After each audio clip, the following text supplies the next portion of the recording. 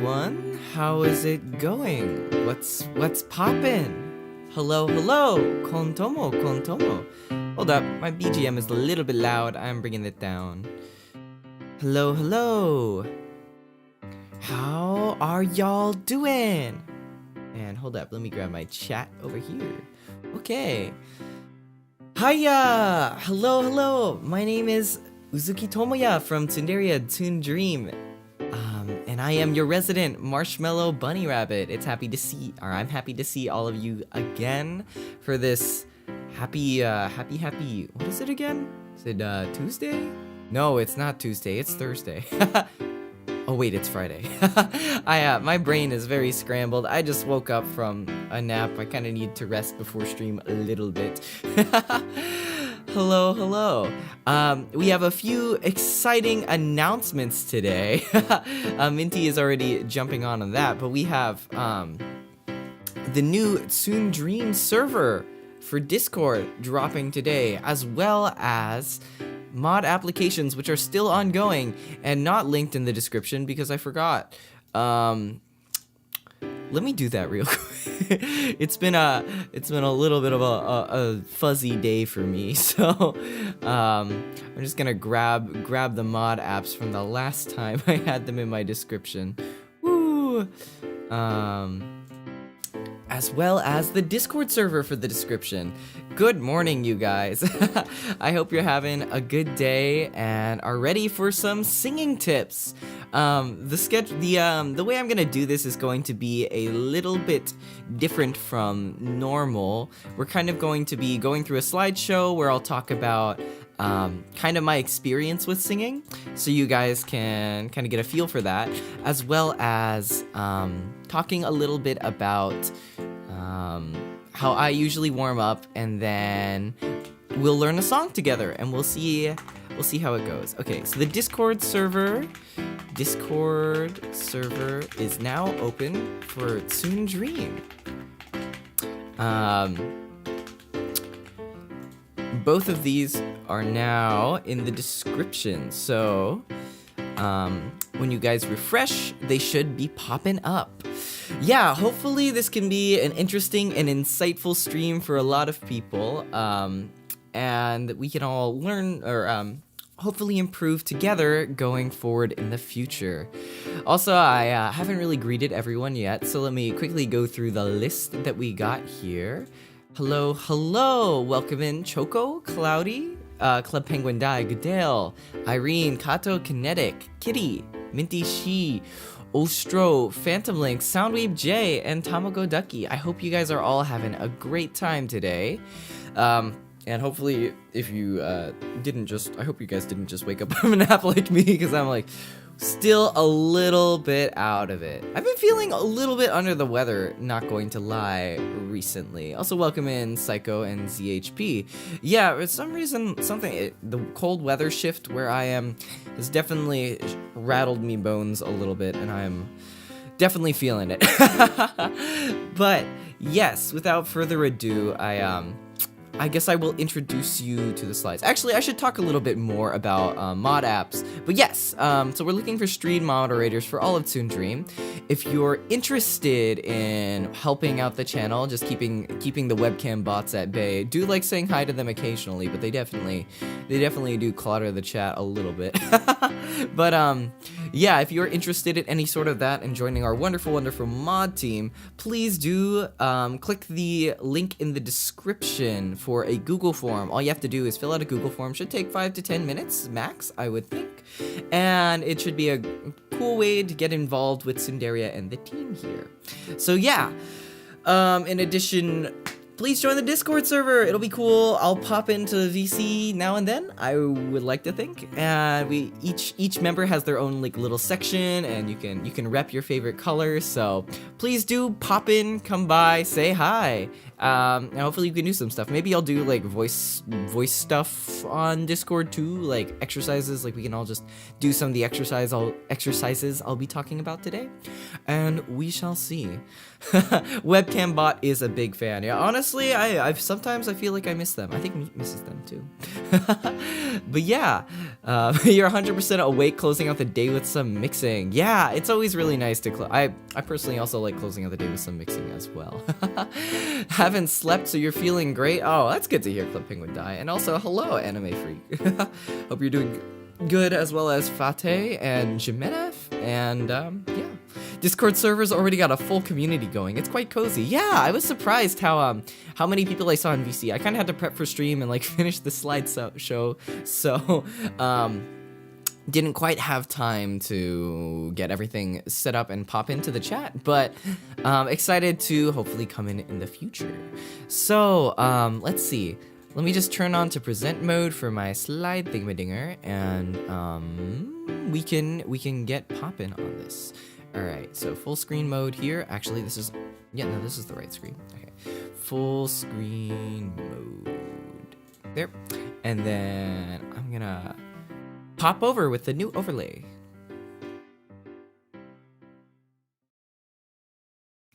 Okay. Well, we are back here, and we are about to talk about my singing journey. You really need to learn to use Discord, Fateh? It's not too hard. It's mostly just chatting and stuff. And also, welcome in, Addie. So, today, we will be talking about a few different things. First, we'll go through my story. So, early exposure and how I got into singing. Choir, my experience with choir, how I thought that helped me with singing.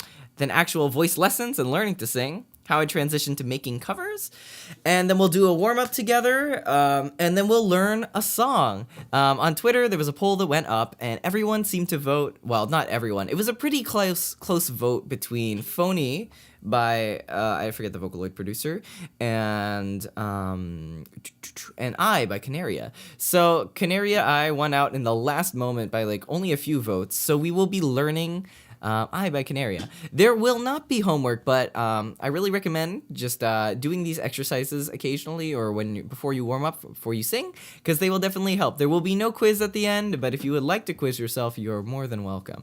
Tenor and choir, you're guessing? Well, I don't want to spoil it too soon, but you'll see. You'll see. But yeah, I think it's like interesting to hear about other people's like experiences with singing, because I'll always ask like singers I really look up to, who I get the chance to talk with, like, well, how long have you been singing? Have you always been able to do this? Like, at what point did you start getting serious and all that? And I think it's like really interesting information to know, because I mean, some people are like, oh yeah, I just like whipped out and I could like sing really high notes out of nowhere, and some people are like, well, like I couldn't do this before, but after like working on this for a really long time, I was able to figure it out, and it just came to me. I'm like, oh, that's so cool.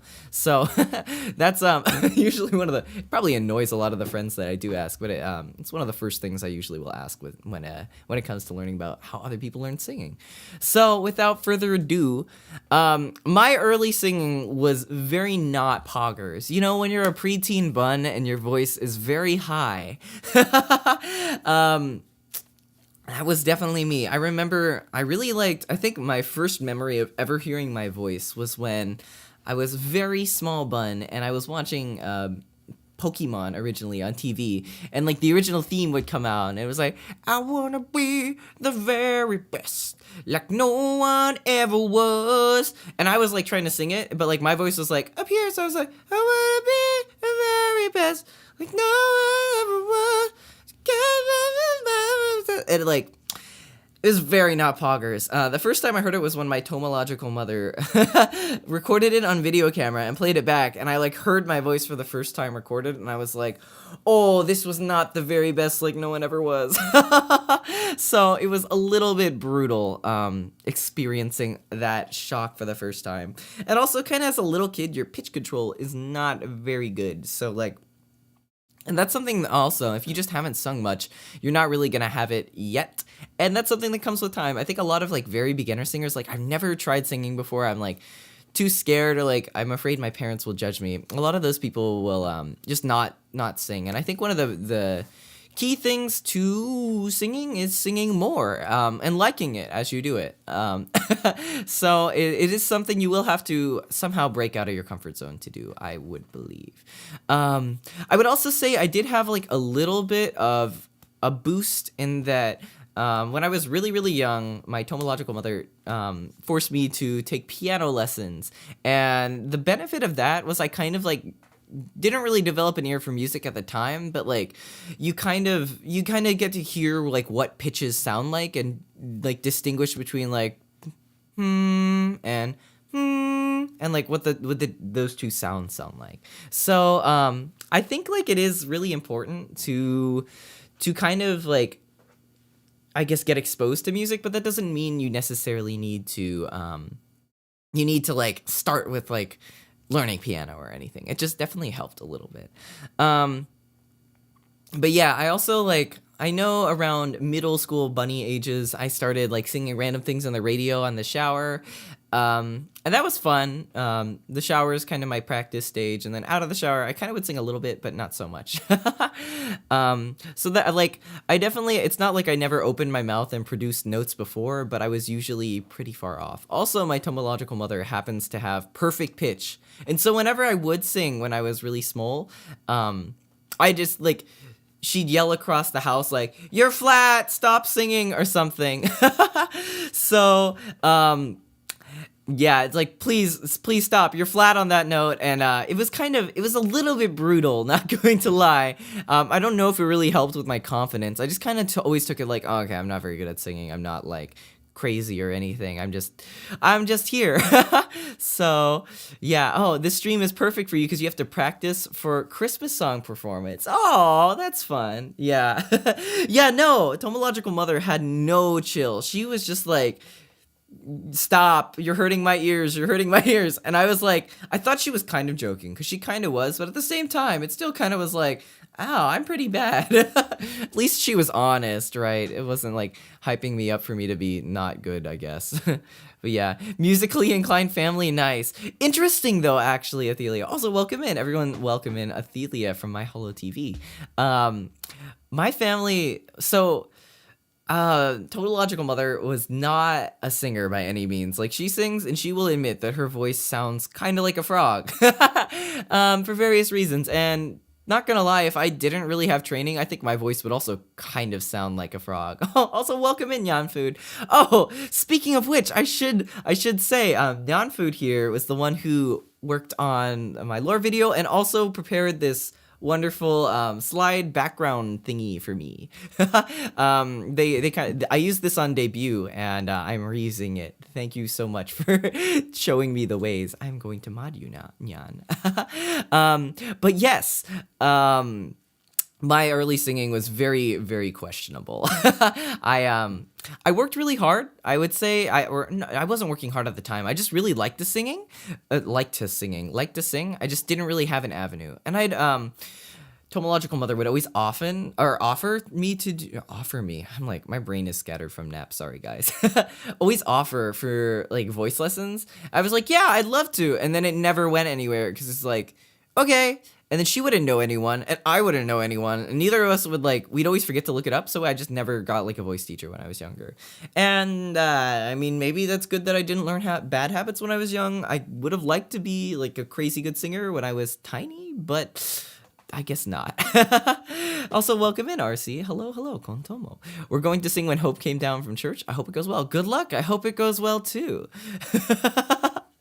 But yeah, word flubbing. I'm sorry, I did just wake up from a wee bit of a nap. That's why the stream was pushed back a little bit. But yeah, but that's kind of my experience. I liked singing. I thought singing was cool. And, oh, I should talk about my tomological dad there. My tomological dad there is like also not a very good singer. He did choir when he was younger as well.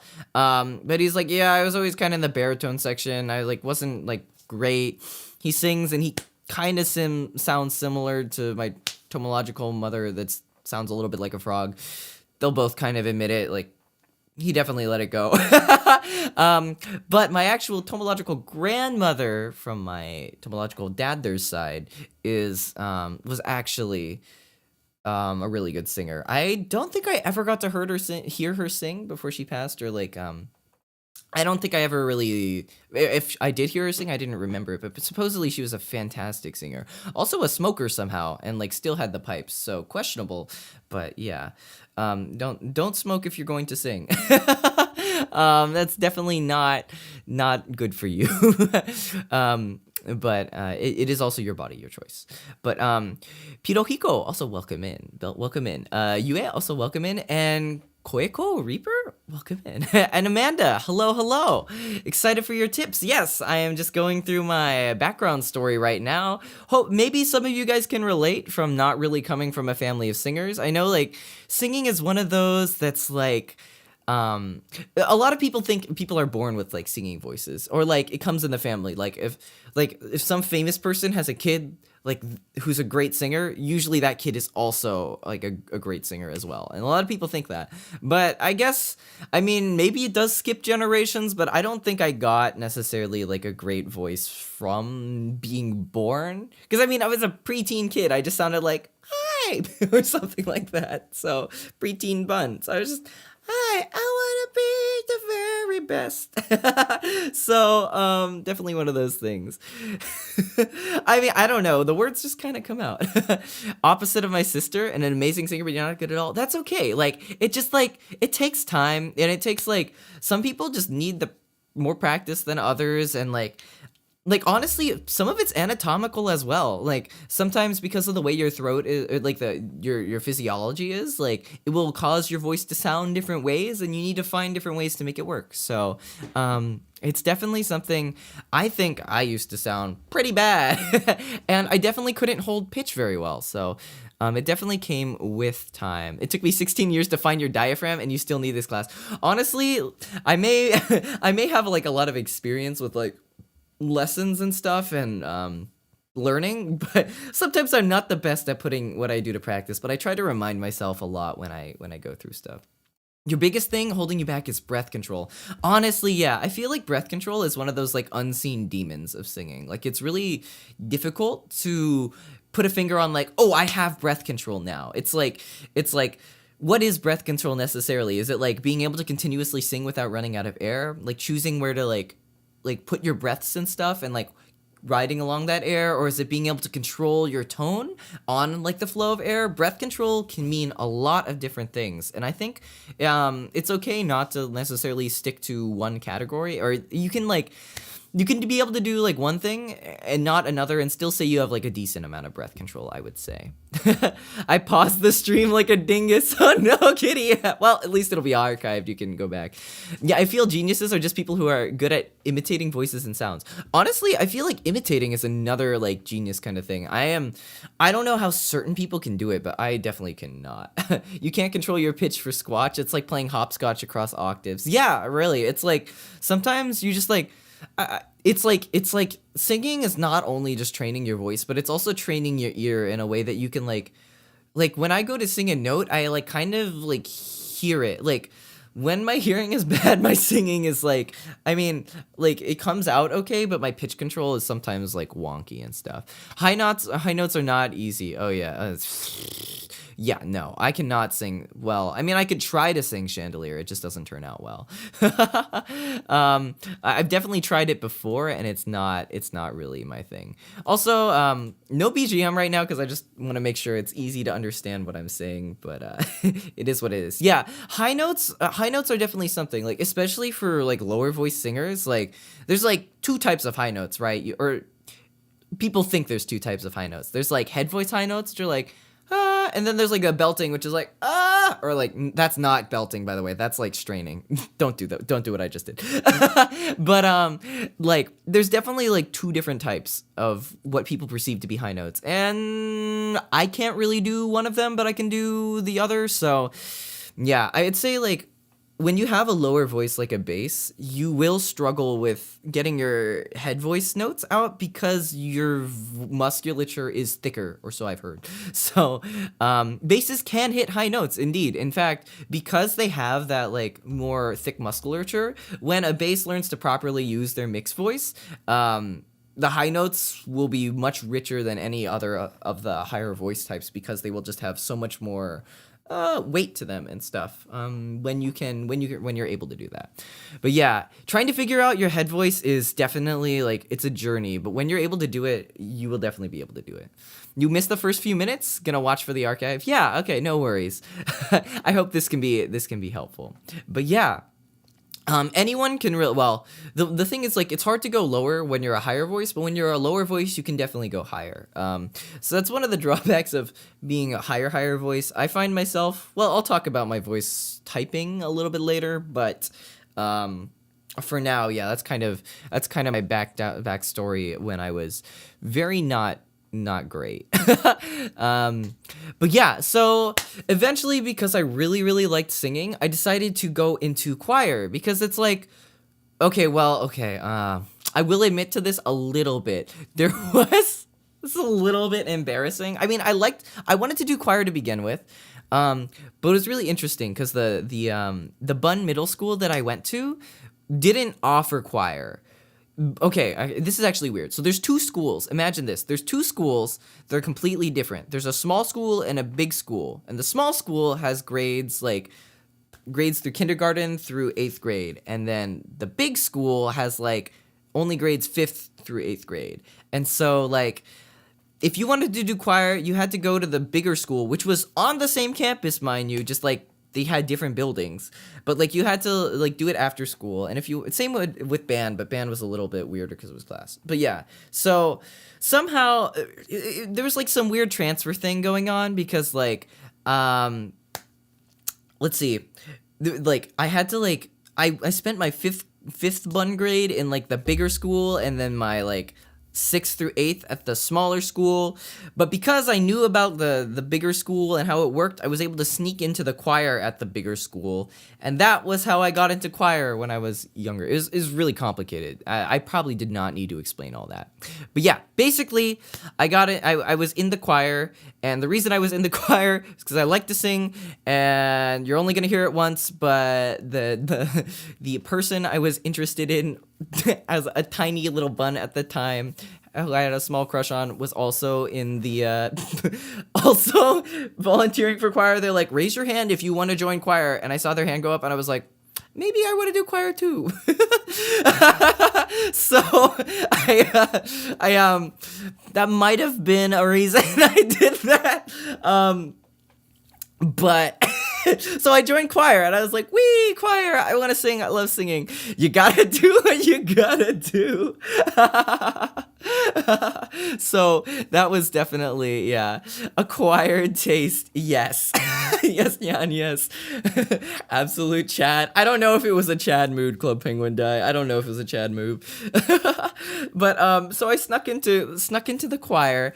I mean, my voice hadn't dropped yet. I was still like, up here. So I was singing a lot of, well, we were singing like different, like, what was it? We had like some Disney songs and stuff. And like, I would love singing the songs, but I wasn't like, they would always have solos, right? You could audition for a solo part. And one, like, well, my mom always was telling me I was not good or like not strong at singing. So like, I was always too afraid to audition for the solos. Like I was like, I remember I like stood outside, I like signed up to do a solo once, and then I got like so scared that I just couldn't do it. I left before my like solo audition. Like I just didn't go in, and I don't really, it was one of those moments where I was just like, I don't think I can do it. Because my voice just didn't like, to me, it didn't like sound like anything. I couldn't like understand it. It was just really scared. You knew you wanted to do something and was willing to get her. Sounds Chad to me. I was not Chad. It was not. That's another story for another time. I could tell that story another time. That interaction was very interesting. It's funny in its own way. Yeah, we need to require to go into choir if possible. Yeah. Wait, you need to require. Wait, I don't think I get the pun. I'm so sorry. But yeah, so I was like, required to go to choir. Oh my gosh, I just got that. But yeah, so I wanted I think in 5th bun grade choir was required. required. So I had to do that, but I liked it and it was really fun. And then onwards, it wasn't required, but I liked it to do it anyways for reasons. But yes. Well, okay, Club Penguin Die. That's an interesting story. It is. You know what? I could kind of tell it right now. It's not one of my brightest moments, but so okay, we're going. But people are here for singing. You know what? I'll tell it later. I'll tell it at the end of the stream. Remind me, Club Penguin Die, if you're here later, like after we do like our singing and recording stuff, remind me to tell the story because like I want to be able to, for people watching the VOD, I want people to be able to like watch through and like watch through before they get sidetracked. So yes. Soft Bunny V Teacher does not teach you about love. Not the right place to go for that. But yeah, so it was pretty funny. But yeah, so I joined choir. I like singing songs. Scales were like, so if you've ever done choir before, or sorry, if you haven't ever done choir before, usually right before you sing, everyone is going to be like, the teacher is gonna like sit down at the piano and be like, okay guys, let's do scales. And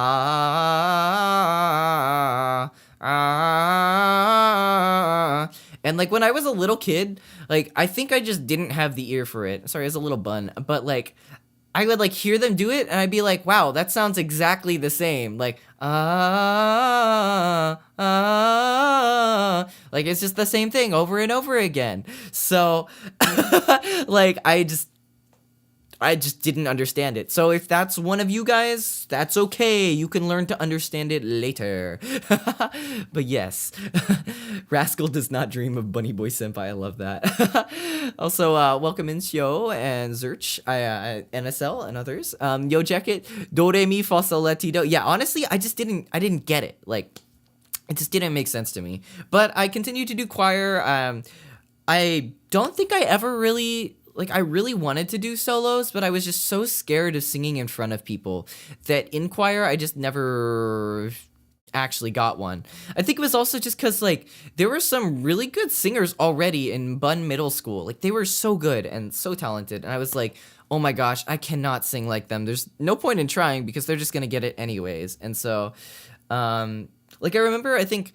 a lot of the songs we did was like simple gifts, like "'Tis a gift to be simple, 'tis a gift to be free, na na na na na na na na na na," or something like that. I don't know.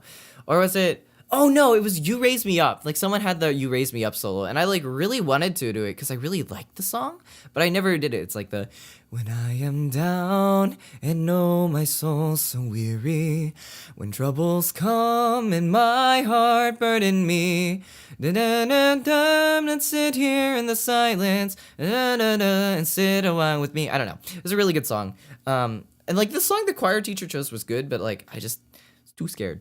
The only time I ever got to do something solo related was like my voice had slowly started to drop, and like I didn't realize that it had. I don't think I wasn't voice cracking or anything, but like I could hit like notes that the girls couldn't hit. So I think the song was called I can't remember what the song was called, but like the line was definitely like, "Not gonna stumble, not gonna slip, not gonna tumble. No, I'm not gonna trip, no, nothing gonna stumble my feet as I go to walk that golden street, or something like that. So it was like, oh, it's called like "Stumble My Feet" or something. But yeah, it's one of those songs, and I had this part that was like, oh no, my part was "not gonna stumble, not gonna slip, not gonna stumble my feet," or something like that. And because I could hit it in the low octave, like they just had me like, oh, he's the only one who can sing into the low octave for this group. We'll have him do that. And then there was like 3 other kind of soloists, or I guess trioists, who would do that part. So that was kind of my first experience with solos until 8th bun grade, where I got hopelessly into anime. And that year was the first year they did something new for the choir. And they opened it up so you could sing like a solo song. And you could sing like a solo song on the stage in front of everyone. I was like, okay, well, it's my last year. the big dog. I am an 8th grader now, 8th bun grader. I have nothing to fear. I might as well do that. Who's gonna make fun of me? I'm leaving the school anyways. So I really liked the anime Tengen Toppa Gurren Lagann. And I really liked the opening for Tengen Toppa Gurren Lagann. And so you know what I did, guys?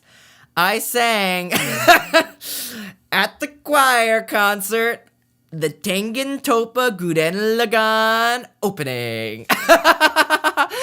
Oh man. And like it was really funny because like back then they didn't really have like that many anime piano transcriptions. And so what happened was like they had to they had to play the instrumental through the speakers, but every single other person was like pianist and singer, pianist and singer, pianist and singer. Like no one else was playing an instrumental except for me. So like everyone's like done like doing these songs like "'Cause even the stars they burn," and like the like doing the piano stuff, and then it like ends, and it's like, and then mine comes on, and it's like, and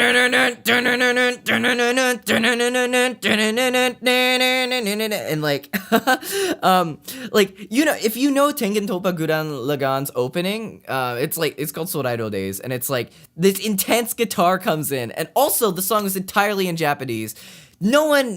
I don't think anyone in my entire school understood Japanese. I didn't understand Japanese. I just wanted to sing it because it was such a fun song. I had never tried singing Japanese in front of anyone publicly before. I was just like, I'm a weeb.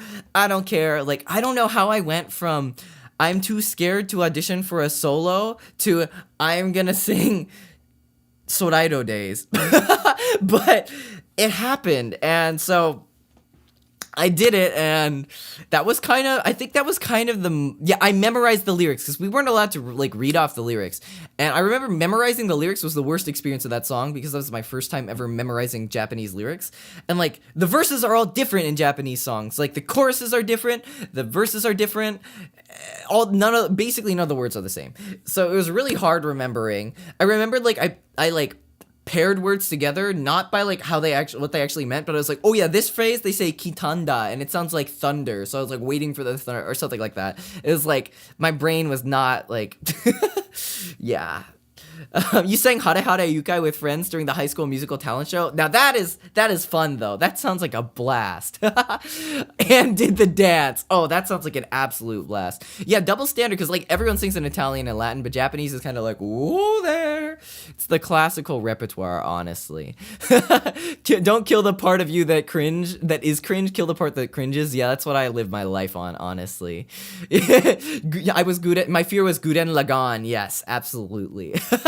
Honestly, it was such like a fun song that I got into. But I know like my tomological dad there was like, oh my god, he was like low-key embarrassed that I was doing it because like everyone's doing these piano songs. He's like, oh yes, music. And then he hears like this rock guitar. He's like, why is my son like an edgy, like hipster rock kid? I hate this. He's like so like different. He's not fitting in. So I don't know, but I kind of did what I wanted because my tomological mother was like hyping me up and stuff. It's like, sure. And then I got the recording back and I listened to it and I was like, it's okay.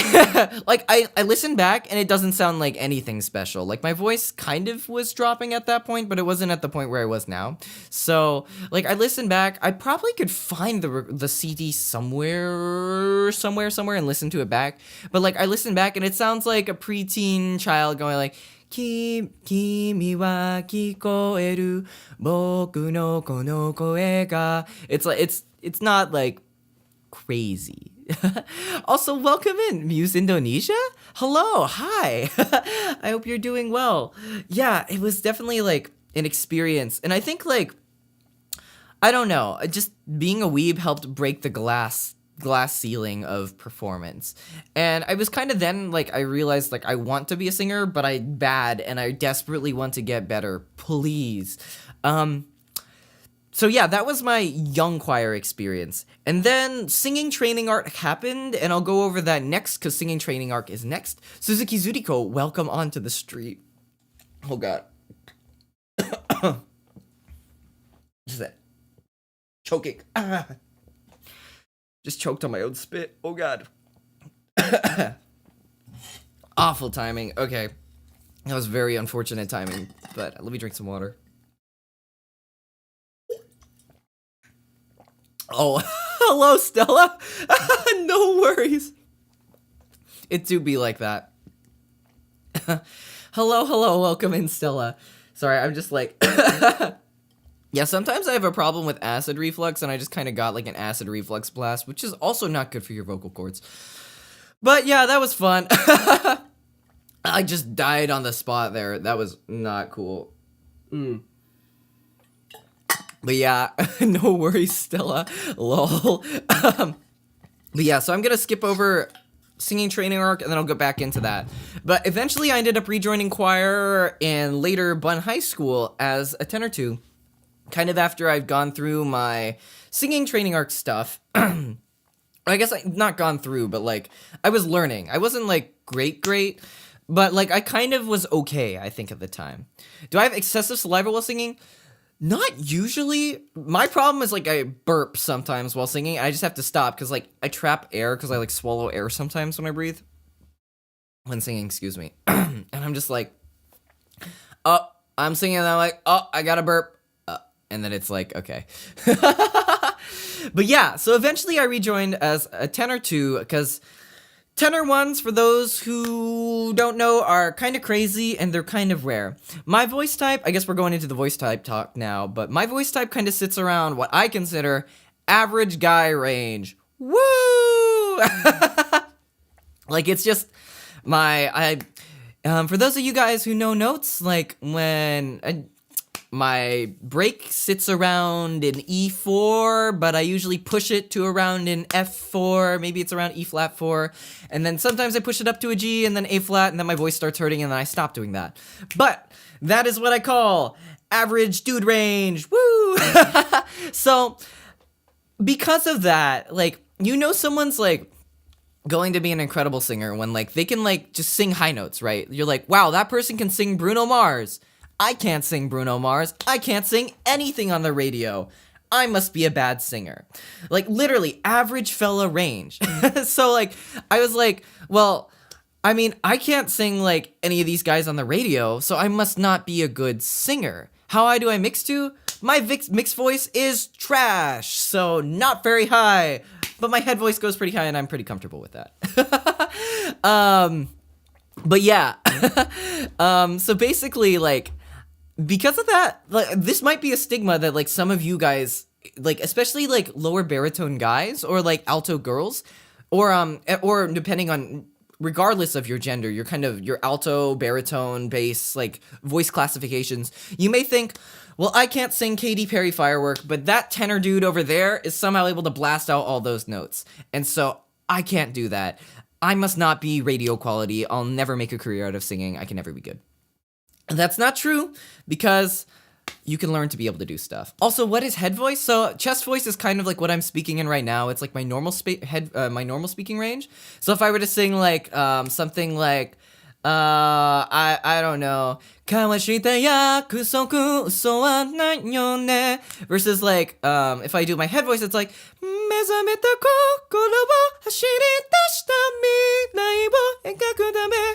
the highest I pulled my head voice to, I think, was like a something in the 5th octave. I can't remember. I think it was I don't think I can do it anymore because I'm like kind of been slacking recently. I think it was C#5. No, I think it was up.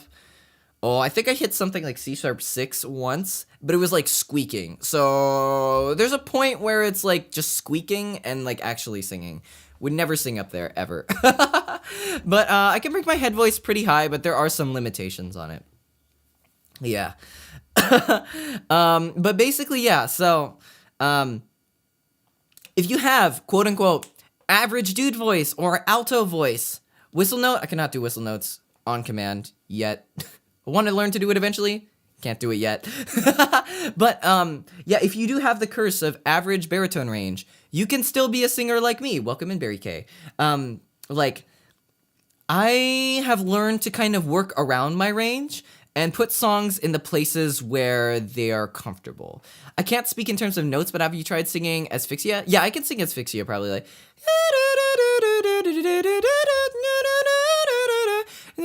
Automata or something. Tips for staying on pitch. I can actually talk about that now because we're kind of in the range of average dude voice, average person trying to learn to sing for tips and stuff. Tips with pitch. I would say like instruments help me a lot. So being able to like sit at a piano and go like match pitch with the piano, and having someone who kind of has an idea of pitch too, like whether it be a voice teacher or a friend who's just willing to help you out, and they don't have to be a fantastic singer, like just like you hit the key on the piano and you go like and then you try to match that's pretty low actually, let me try like they hit the key like that was okay, that's a weird note, so they hit the piano, it goes da, and then you sing after it da. I'm still choking on the acid reflux, sorry, excuse me. And like being able to match pitch with the piano while you go through a scale, like da da da da da da da da da, and like slowly doing exercises will help your pitch control, because pitch control comes down to coordination between both your ears and your throat and stuff. So certain exercises will teach you the coordination to lock into pitches, and that will definitely help. Yeah, piano. Yeah. Piano instrumentals definitely help. I would say like having a piano in front of you, or like just like a piano on your phone, and like tapping the notes and like matching your pitch to the notes will help you just like learn to control pitch a little bit more, or at least develop your ear for hearing where to put your voice. Because like when I sing a note, I kind of hear where to put it like subconsciously.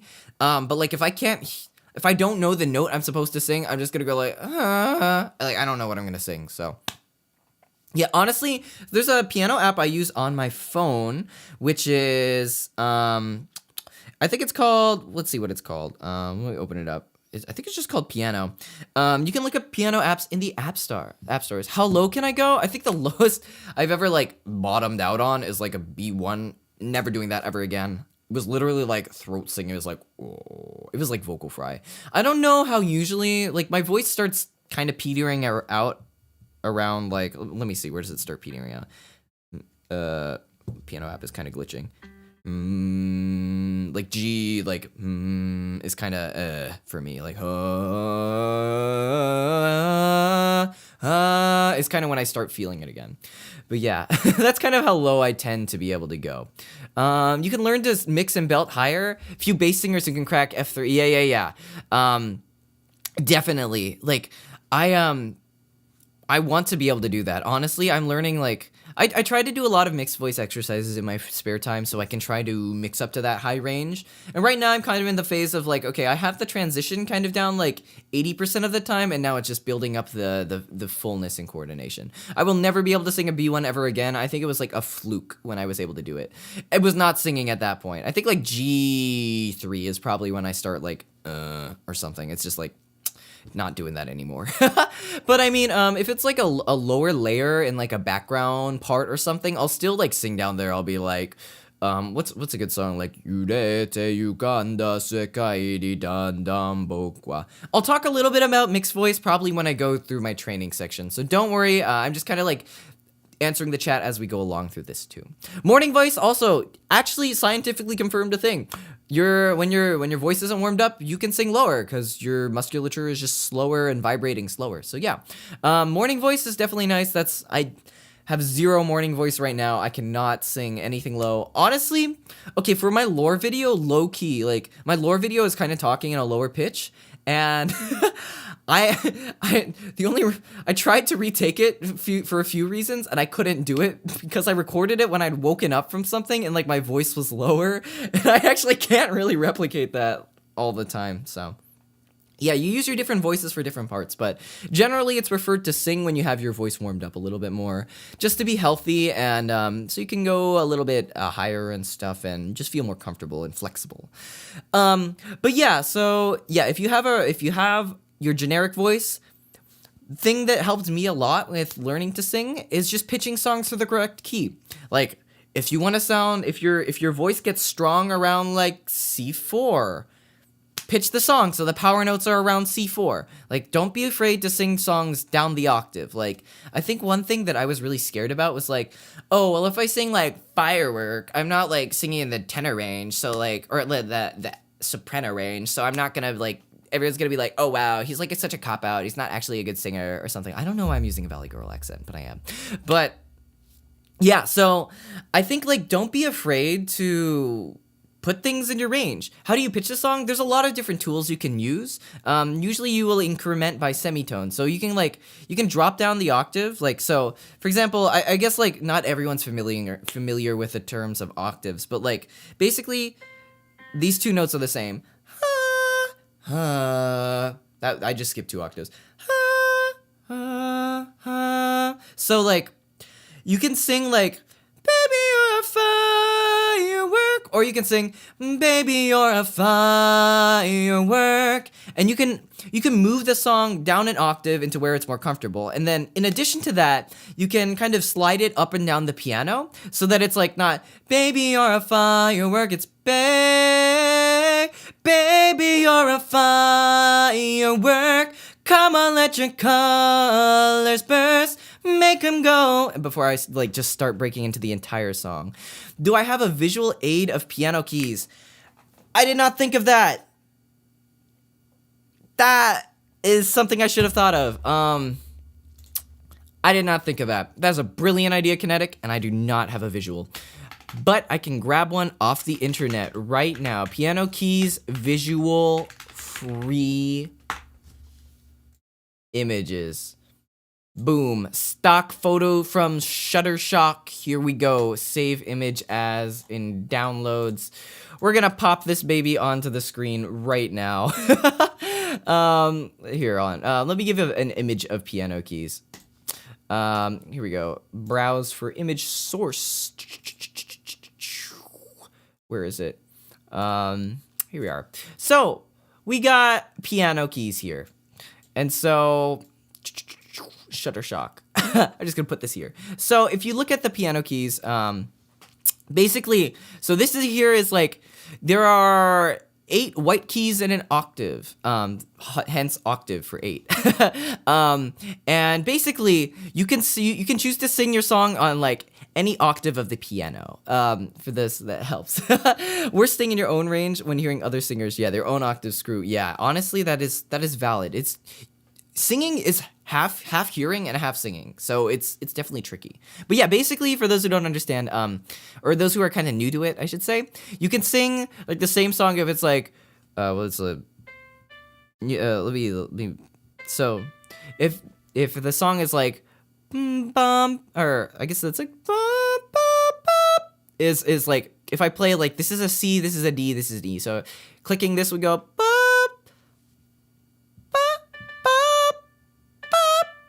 I'm missing. And then if you can play that also like down here, and it's the same notes. It's bum, bum, bum, or whatever. So that's kind of how you can visualize octaves, kind of. You can play or sing any song in like either this upper range here or this lower range here. The notes are technically the same because they look the same on the piano, but the singing itself is it's more comfortable for your range and stuff.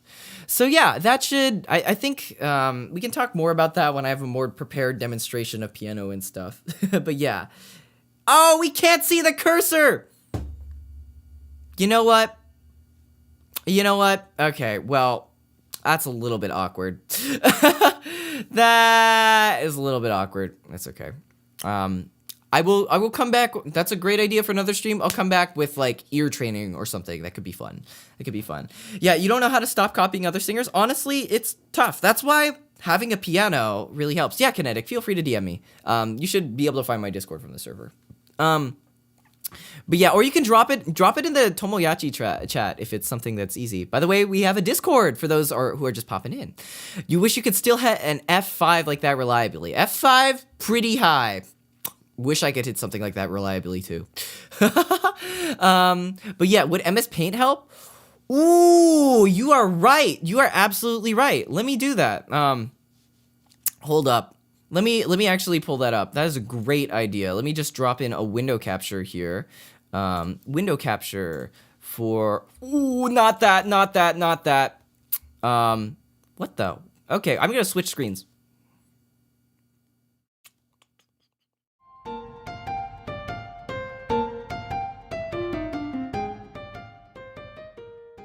To myself. So,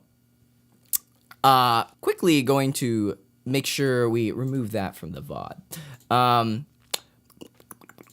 But basically, yeah, I will show something like that a little bit later. But yes, basically,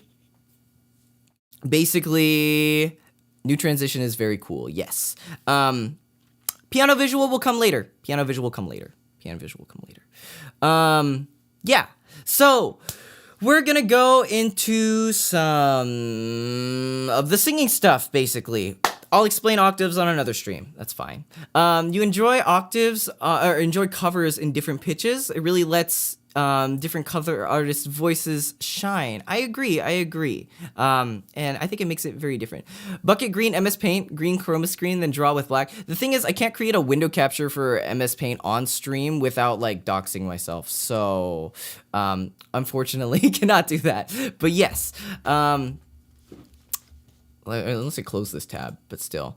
But yeah, so let's see. So next part of my singing training arc. Basically, I got a local teacher first. This was kind of like my very first teacher. I wasn't sure exactly what I could do, but it was definitely really helpful. Also, I did get the link from Kinetic. This will actually help a lot. Okay, I'm just gonna put this one up on stream. I think I can put this one up on stream, and this should be fine. We're just gonna image capture this one. And yeah, okay. This definitely helps a lot more. So thank you, Kinetic. But yeah, basically you see there's like C, D, E, F, G, A, B, C, D, E, F, G, A, B, C, D, E, F, G. You can either sing in the higher C, D, E, or the lower C, D, E, F, G. But yeah, so there is that. Now, anyways, slight distraction there, but we are getting back on track. So, basically, I decided to get a local teacher at some point because I thought, might as well. And they walked me through some things that kind of helped and some things that I think were not really the most beneficial. Also, everyone welcome in Zen from Mahapancha. Everyone say hi. Sorry for the delay on that. I got caught off guard. But yeah, so I had a local teacher for a while, and they taught me like how I guess it was basically like we do like la di da di da di da di da, and that kind of helped with pitch control to a degree. But I would say it wasn't really teaching me to push my technique to be better in any way. It was kind of just like, okay, we're gonna warm up now. Okay, we're gonna pick a song to sing now. Okay, we're gonna learn this song. It was really funny. I throw back to that time. I really liked this song called what's it called? It's called Lapis Lazuli by Aoi Air at the time, and I really wanted to learn it. So what I basically did was I brought in the song to her, my teacher, and she would teach me how to sing it. And so I was like, okay, cool, we'll learn to sing the song. But there wasn't really anything like, okay, this is why you're learning this, and this is how this is going to help your range. It was kind of just like a song learning teacher. And I mean, all props to her. It's like some people like that because they want to learn like how to learn songs, but I prefer to learn technique individually and not really learn through songs. That's just kind of like, I want to learn to be able to do something and then apply it to all songs versus like learning it from a song and then being like, oh, I have to think back to how I did that on that song. But yeah, so those lessons I thought were kind of not helpful. Also, the teacher was kind of like, well, your range is your range and you're not really going to get any more high notes. Like we can try, but like you're going to be able to like kind of like support up to a little bit higher to like an F and a G, but you're not going to hit the C5s like a tenor. And I was like, man. So, I don't really like that much. But yeah, so moving on to that, I was like kind of bummed out by that teacher. And eventually I just kind of quit because I thought it wasn't really helping me. And I tried something else, which is kind of by the time I started getting into uploading covers, I found this one guy on the internet called Eric Arsenault, and he had this video. I think it was just a friend and I were like starting to record covers, and we were looking for a voice warm up on YouTube because we're just like, okay, we're on YouTube, we might as well just like pull something up and like warm up and just try something. And we found this guy, Eric Arsenault, who had these really great like warm up things. Like for the first time, like he has like a 4-part warm up video series or something, and so we just kind of did this stuff. And one of the big things I think that was on there was like lip trills, like brrr, like motorboats, if you think about it, like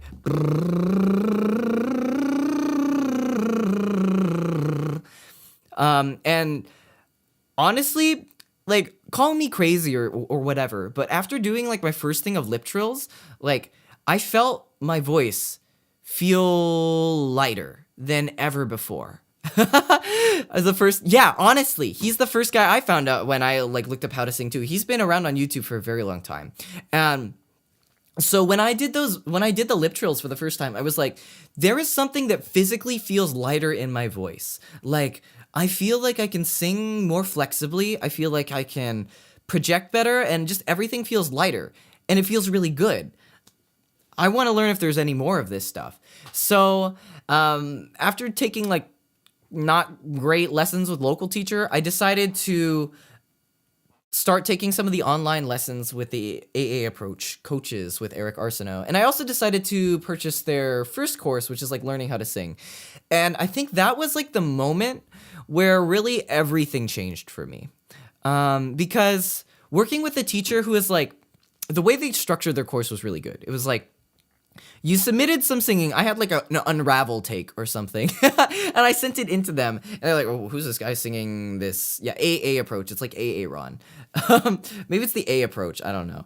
But basically, I might be spelling that wrong. I think there's supposed to be a second P in approach. I'm sorry, I can't spell.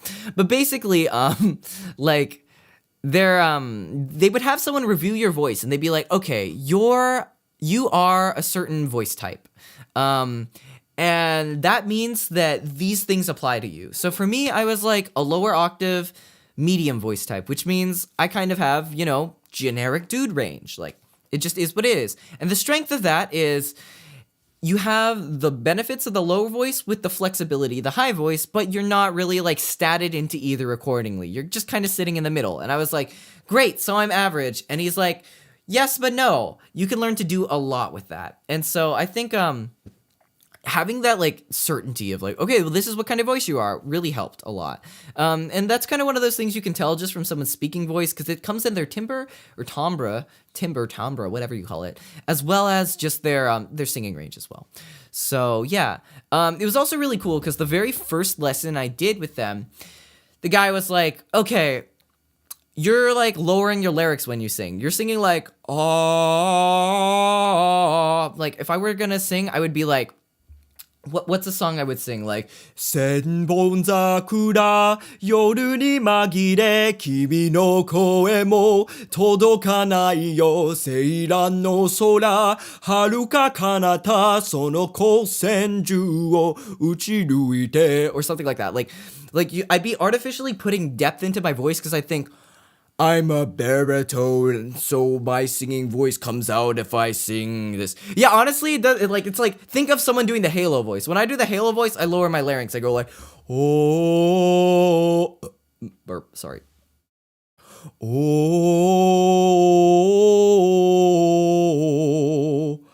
oh, like it's literally that. But when I'm normally singing, I kind of neutralize my larynx or put it a little bit higher. So it's more like if I were to sing the Halo thing kind of in my normal voice, it'd be like, oh. Wait, I can put on reverb for this, guys. I have a thing for this. I am a streamer. I have a thing for this. I can literally go like, oh. Wait, so low voice, low larynx demonstration is, oh,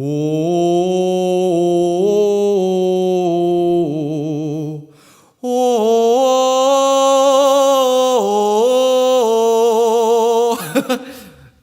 Versus normal voice, that kind of like hurts my voice a little bit, so I'll probably refrain from doing that a little bit more. But normal would be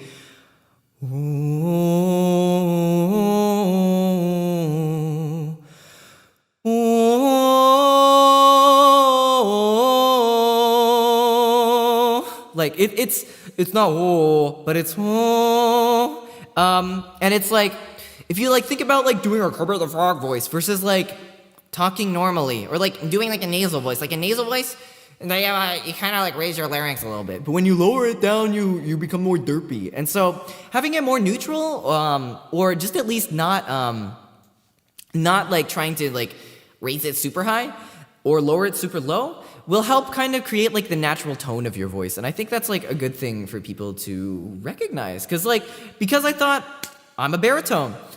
I still have my reverb on accident also. Because I thought I'm a baritone, I'm going to sing low. I did that, but then I realized maybe I don't have to. And that was really good. The other thing that was really good is just lip trills. Honestly, lip trills are kind of like one of those golden exercises. Like you can never really hurt yourself if you're doing a lip trill right. And this was explained to me countless times by different people for different reasons. But basically the thing with a lip trill, which is like motorboating, if you think about it, motorboating on a pitch, like that was a bad note to start on. I cracked on that. Ignore that.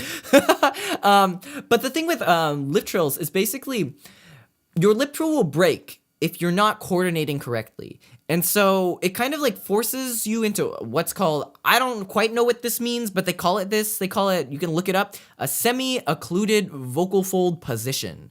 No idea what that actually means, but like in terms of practice, it means basically like you're not like going like but you're like positioning your throat in a way that's healthy, and your vocal folds are like connecting healthily. And so when your lip trill breaks, it means like you're either not putting enough support, or you're straining or tightening something, and it's not allowing your voice to go through. And so by using lip trills, you can basically smooth out your range and smooth out your voice by teaching your body subconsciously how to coordinate the right amount of air for the right pitches. So like you can go like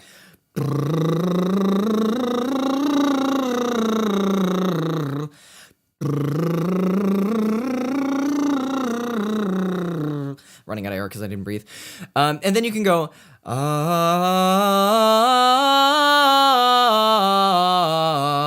and like you'll have that like smoothness to it. Of course, it takes time, but doing it more is doing it good. We call it boca chiusa in bel canto. That's, oh, okay, I didn't know that. Okay, I'll move on to my classical technique teacher next. But yeah, I did take bel canto, but they never really explained the things to me, but it's what it is. But yeah, so the online singing teacher was really good, but I thought it was like a little bit more like head voicey oriented and never really pushed me. Like I wanted to like sing like TM Revolution. I wanted to sing like, I don't know, Bon Jovi. I wanted to be able to belt. And I felt like it wasn't going fast enough. One thing that like I felt like I was doing when I was singing is I couldn't sing the songs I wanted to because I was trying to protect my voice. Like I was like, I don't want to force myself too much. Oh, I haven't heard Strawberry. Okay, I will definitely tune in. I'm looking forward to that. But yes, so one thing that like I was just too scared to like push my voice because I was afraid like of tightening. And like if I tightened, then it would like hurt my voice or something, which is kind of true. Like, but I was just so scared of vocal damage and improper technique that I never like pushed. I never used any. I think I was just too afraid to kind of bring in air pressure or bring in like support and bring in volume to like those higher notes. Like, ha, I'd be like, ha, just to, I guess, like be safe. And because of that, I just like stopped eventually because I was just like, man, I'm learning this great technique so I can sing mixed voice later, but I just can't do it yet. And it's like, because I'm too afraid of doing this, I can't like sing my stupid Vocaloid song that goes like, ha, ha, or whatever. Like, you know how Vocaloid songs go. So that is what it is. But eventually I stopped also because I couldn't really do the exercises as much as I wanted to. I had them all saved. I still do them occasionally because they're good. But that's kind of something I'll loop back to later. Then I moved on to a classical voice teacher, which was really interesting. This is a funny story about this, but the place I took classical lessons, basically you had to audition in. I was like, you know what the heck? I have no like formal singing training. I didn't even know that the teacher was classical. I just knew school has voice lessons that you can audition into and they count for class credit. I'ma do that. So I decided to audition in and I sung I didn't know any classical songs. So I was like, I'll sing Let It Go. What could go wrong? And so I sing Let It Go, let it go, let it go. And then I get into the class. I'm like, cool, I got into the class. Cool. And so I'm like, what I didn't realize until later was he was a classical voice teacher. I was like, oh, now I have to sing in Italian. Woo! But I think what was really, really good about classical technique is I learned some of the foundations that are really helpful, like posture, which is not something you can really learn through online lessons. Well, you can, but it's it's kind of hard. You're slouching and on the camera, they can't really tell that much. They can tell a little bit, but it's all right, drop your arms. I see your arms up, or something like that.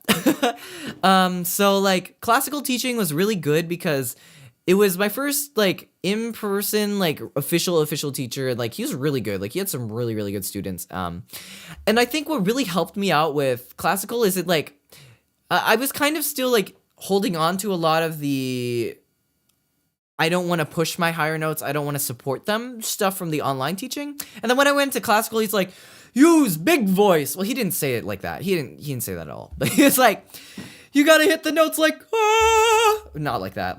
Ah, you gotta project and stuff. And so sing Tulo sai. And honestly, I kind of lowered my larynx a little bit for that. If I do it one of the bad habits I kind of snuck back into when I was doing classical technique was I would sneak to get the deeper sound by lowering my larynx a little bit. Not the greatest thing. Don't do that all the time. But yeah. So I do I guess if I were to do it normally, it'd be Tulo sai. I'm my nose is kind of right now, but yeah. So projecting was something I learned from classical technique, because in projecting in classical stuff, you have to sing on a stage, you have no microphone, and you have to project across the whole hall amphitheater with your own voice, with the piano, and that's that. So it manifesting inner Pavarotti, honestly. So I thought that's what classical technique was really good for, and it was really fun. And it was around that time that I joined a musical theater club, and the teacher was cool. He let me sing some musical theater stuff too, and so we went in to learn some musical theater songs. One of the songs I ended up learning was the song from Jack and the Beanstalk musical or something. I forget what the musical's called, but it's the song's called There Are Giants in the Sky. And it goes there are giants in the sky. And it was really cool getting into that musical theater tone.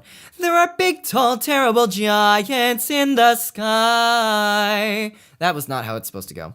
But yeah, it was really cool, and that kind of got me interested in musical theater, where I kind of started getting into Dear Evan Hansen and stuff waving through a window, and you got nervous that you kept laughing while you're practicing. Oh, that's tough, Cloudy. Oh man, but it's okay. Nerves come with time. Honestly, yeah, sometimes you need those moments where you break the glass ceiling or something, and sometimes the nerves still get to me. I think around musical theater too, I started doing more live performances. In between classical theater and musical theater teacher, I started doing more live performances, and I think that also because I'd been singing in my closet for so long, I still was nervous, because it's well, I can sing and record and tune myself, but I don't really have the confidence to do it all in one take on stage. So doing a lot of practice for on stage performances while also having the micro fixations on I have to sing this line right perfectly when I record. Those kind of came together, and it really helped me for just in-person performances and live stuff. Also, welcome in, kiddo. Hello. But yeah, so that's my experience with classical technique. Musical theater was very interesting. Basically, the teacher was one of my friends that I had met through singing, and he had a lot of musical theater experience. Also, I should disclaimer this before I do anything. I am not a licensed music teacher. I'm not a licensed vocal teacher. Take what I say. This is my experience, but this is not necessarily gospel. This is not necessarily something that I have rigorously studied. I don't know everything about technique.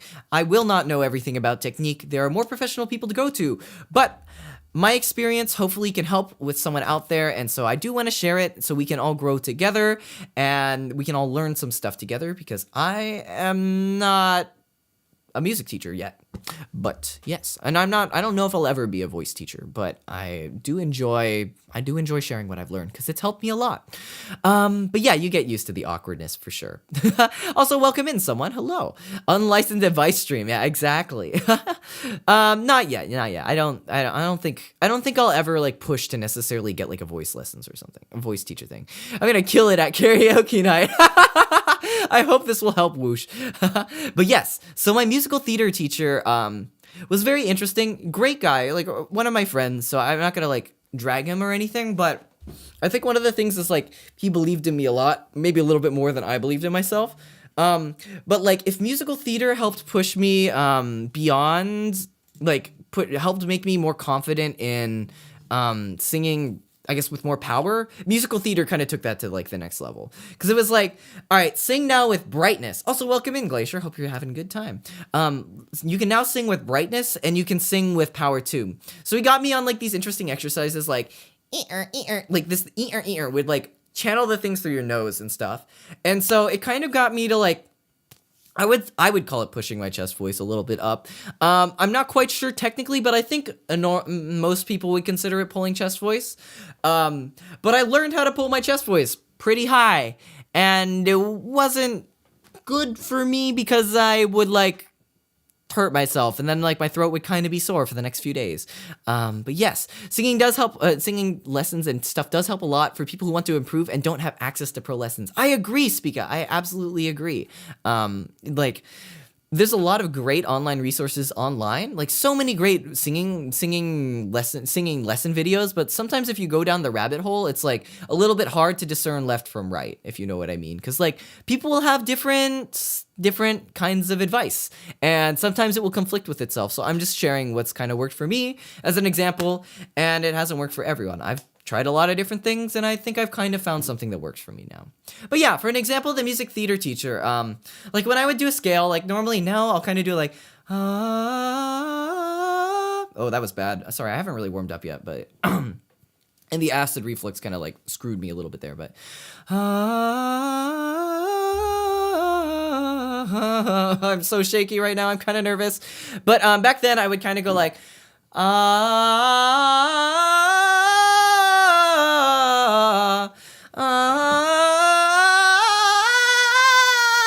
and it would be bad.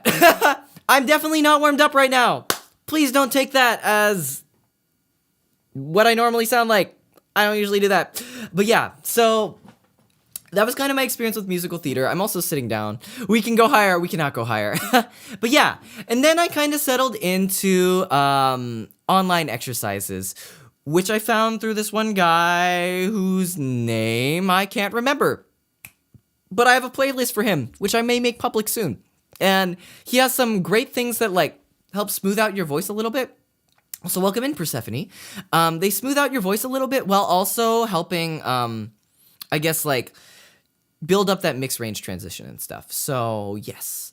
That's kind of what I'm doing now, and I think it's been really helpful. I feel like I'm getting better incrementally, which is good. I mean, everything here has helped me get to the place where I am today in terms of like finding my range, learning to, well, I kind of always could use my head voice, so I can't really help people there, but like filling out my head voice a little bit more, being confident in using my tools, and like knowing that I don't have to necessarily like sing in the correct octave. I don't have to sing in the correct key for it to still be like a performance. You can just sing it in the way that's comfortable, and that's fine.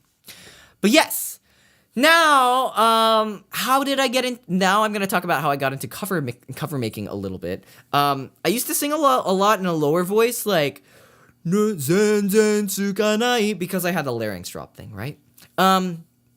And then I had my yelling phase where I was kind of doing like the musical theater stuff where I was like, oh, say, can you see? But like, not good. Stop doing that. Stop doing that because it was not good.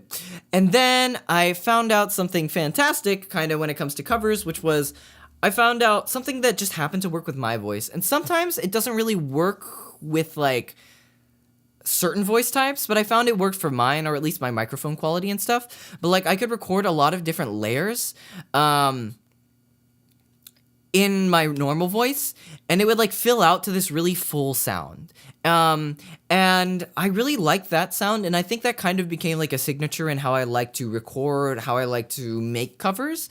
And I mean, people can steal it. I mean, it's fine. People like to do layers, but like I think because I did layers, one thing that's funny with how my voice works, I guess, which is again average dude range, is like when I have like a higher octave and a lower octave going, you still have like the feeling of like, oh, it's bright because it has the higher octave, but it still has the smoothness of the lower octave. And when the higher octave usually gets too high, it's like, or it gets too like light because it's like and the lower octave's like the lower octave will kind of take up the energy where the higher octave is lacking. And when the low voice goes too low, the higher octave usually comes down into the range where I'm like pretty comfortable again. So that's kind of how I've learned to work with my voice and making covers and making them sound cool in their own way. Yeah, and that kind of ties into also just using chest and head voice confidently, or in a way that I feel is confident. Like, you know, I could sing Unravel like, or I could sing it like, like I can do either, and it's fine, and I'm comfortable. So, just having fun doing what I like. So I hope that's kind of like elucidated some of the mystery around how I learned to sing, where I learned to sing, why I learned to sing, and some funny stories along the way. Now, I'm gonna show you guys a fun little warm-up that I like to do. We're gonna do a few different exercises. We're going to do lip trills, we're gonna do zzz, and we're gonna do uh-oh. I have a scale from a piano thing that I have downloaded somewhere that I'm gonna just drop into here. And we should be able to play this through desktop audio, and I think it should work. I'm just gonna test it out real quick, and then we're going to see if I can explain it, and hopefully everyone will get it, and we can go forth with this. So, let me just cut this here. Alright. So, okay, yeah, that looks like it's playing through. Okay, good. So, you guys should be able to hear this together. Okay, so as I was explaining earlier, also gonna be sleeping now, kiddo. Have a good one. But as I was explaining earlier, for those who don't know, lip trills are kind of the cornerstone of singing in many different ways. Just because they are they're very good for building a lot of things. They're good for building pitch control, they're good for building support, and they're good for building range. And just overall making your voice more flexible. So, it's just really nice. And I recommend for anyone who's just learning to sing, do lip trills. Go to that A approach video, the Eric Arsenault video. There's like a scale section, and just do them. Like every day if you can, or every other day, because they're really, really helpful. And I like them a lot. So we're gonna do this together. We're gonna make a brr sound. Like think a B, like you're gonna say B, like not like I almost said something I probably shouldn't have said. But like b. Like think the emoji, like the B emoji, like bruh. And I think lip trills are something that's not everyone is able to do. Not everyone can do them at the start, but everyone should be able to do them eventually. It's not necessarily like a brr, but it's like a brr. So almost like it's like a motorboat, like brr, brr, brr. And we're gonna try holding it on a pitch. So you can either choose the same pitch as me, or you can choose a different one. And we're just gonna go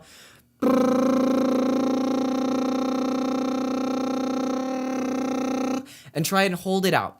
Just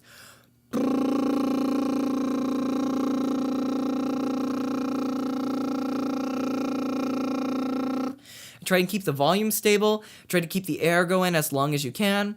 And yes, attack helicopter. Helicopter, helicopter. You know the song. But yeah.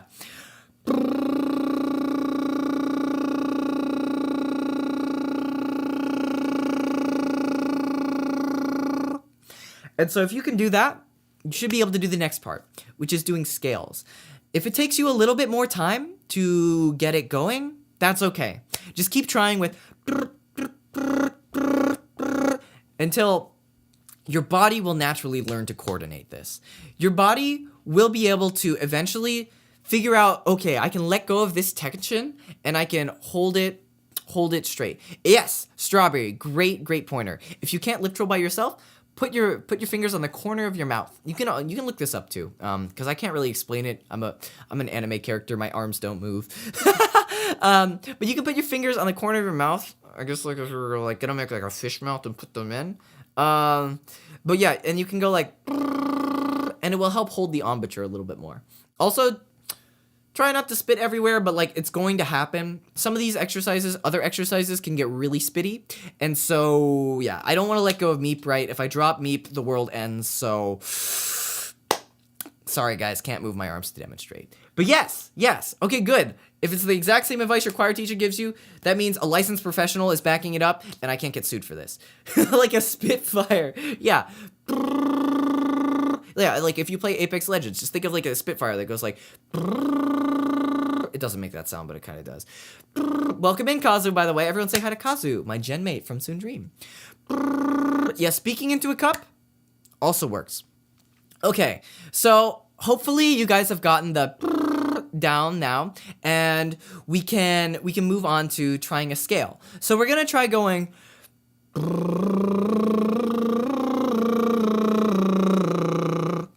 So try doing it with me.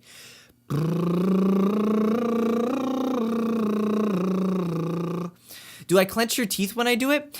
I don't like tighten my teeth, but I like rest them. Like I have my mouth closed. It's like if I were to talk like I'm talking like this, like it's kind of like relaxed. Kontomo, welcome in, Uncle Red. Yes. Your mouth don't move like that. Give it a try. Just think of like motorboat, like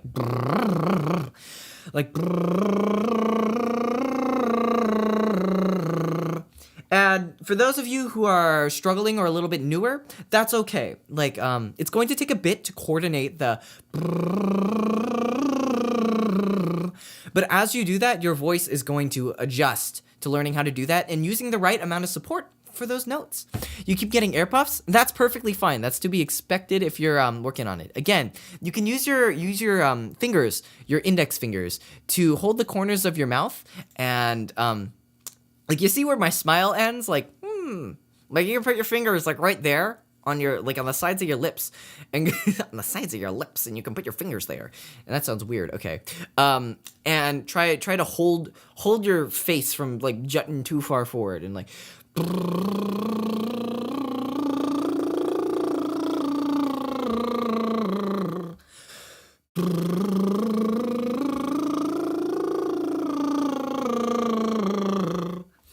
And yeah, you'll notice also as I go higher, it gets a little bit lighter, like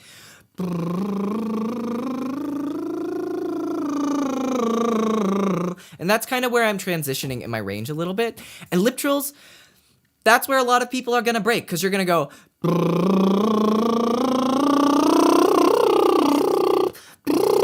and you're not going to be able to do it.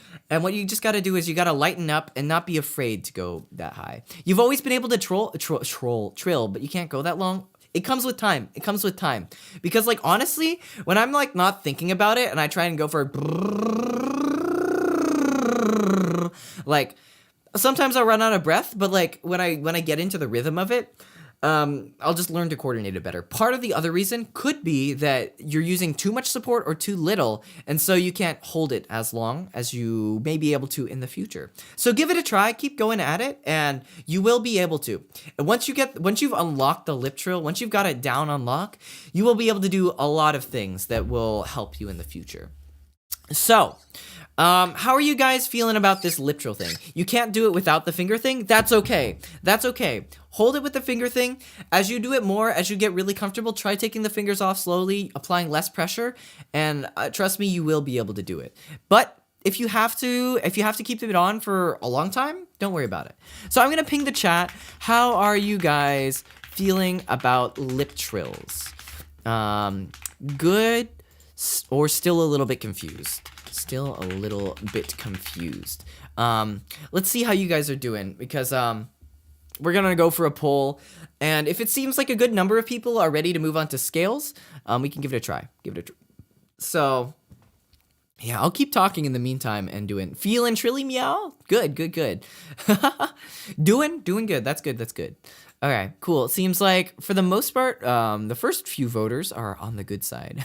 Saw a vid that helps it to sing the melody of a song with lip trills. Exactly! I'm gonna get to that right after scales. Some people prefer not to do scales. Some people prefer to just, like, do it on a song, and it's honestly pretty good on a song, too. It works just the same. Basically... Also, like, it's a thing I used to do. When I was learning a song, I would practice or I would warm up to it by lip trilling through the song. Like what's a song, for example? I could go like, have you ever seen the wolf cry? So I go like,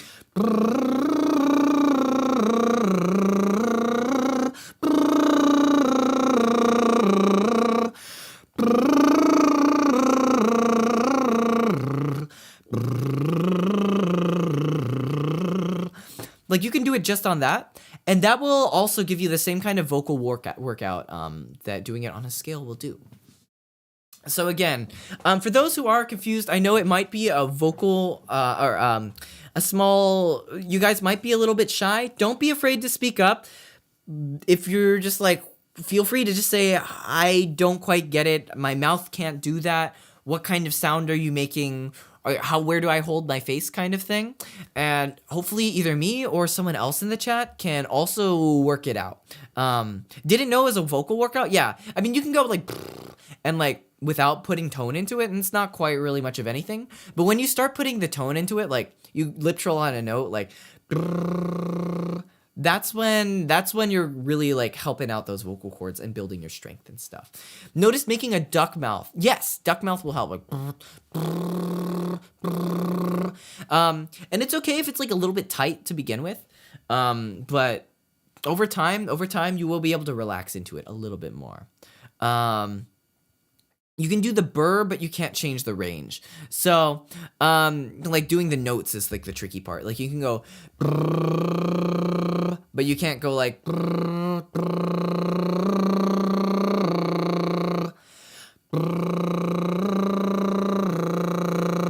only really found that out through High School Musical. Okay, you guys are gonna kill me. I haven't seen the second and third High School Musical, so I kind of missed it. Yes, it should tickle. It will tickle. It's gonna be ticklish. It will be ticklish. That's okay. That's okay.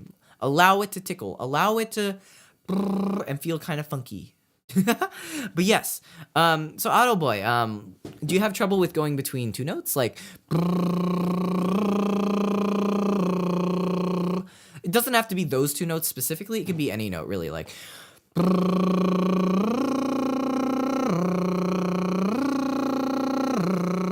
or even like,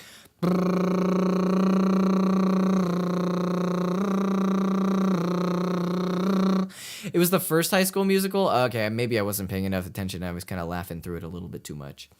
But yeah, you remember mimicking Ryan and Sharpay because it low-key looked cool? Oh, that's pretty funny.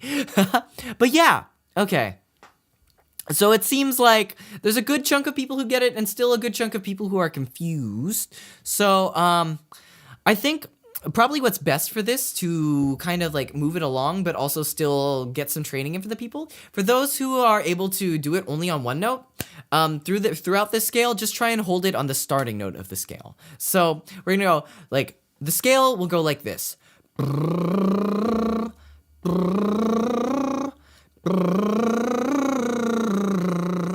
And what you can do is, if the first note is, you can just hold while I go through the scale. And that will still get you like working on the coordination, and as we go up through the range, it will help. When it gets too high, feel free to drop down the octave, go down the lower range. It's okay, not all of us have our head voices yet. Not all of us know how to use them healthily, and that's perfectly okay. Let's give it a go. All good, guys? We ready? I'm gonna start the scales. So, also, there might be some echo. I'm just going to put on headphones, actually. I usually use speakers for these, but yes. So, feel free to go along with me.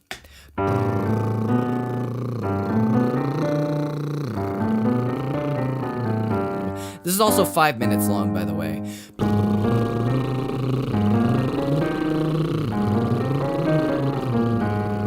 I don't know which Lisa you mean, kiddo, but yes, probably.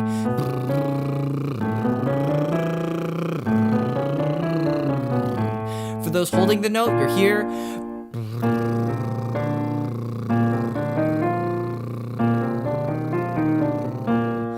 All right, going back to the scale.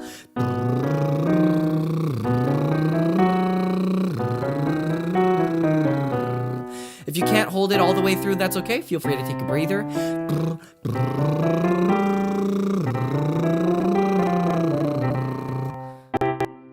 It's low-key crackling, that's not good.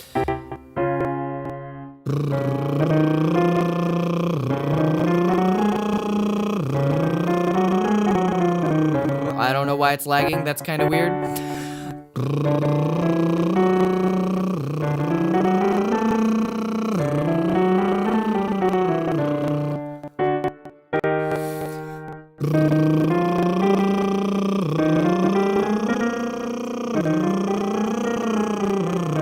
You can't hear me when you do the burr, that's okay. Just try to listen into yourself more than me.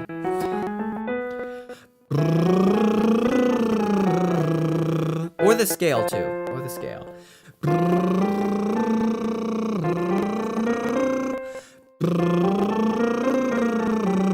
It's okay if you're slow. Take your time with it.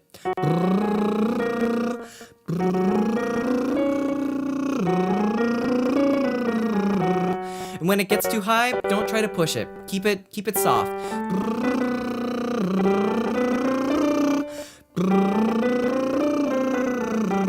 It's okay to be behind. It's okay to be behind. Again, feel free to just hold the note too. That's perfectly fine. You can't keep up with the tempo? You know what I can do? I can slow this down. I can slow this down. Hold up. I have an amazing thing called slowing down the playback rate while preserving the pitch. So we're just gonna slow it down to half speed, and this should work. This should work too.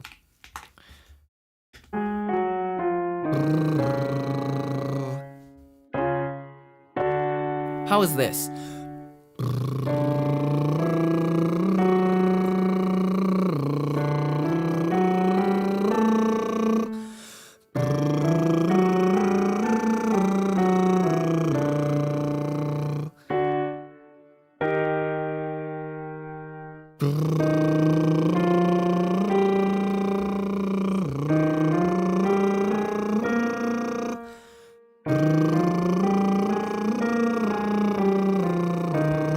Okay, glad this works. We'll keep with this then.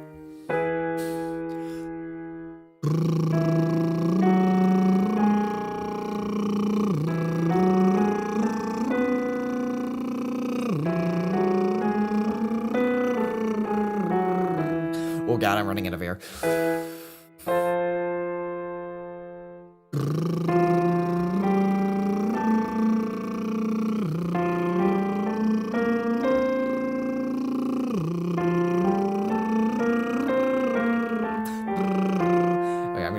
Before that one. Feel free to shake your head back and forth to alleviate some neck tension if you have any.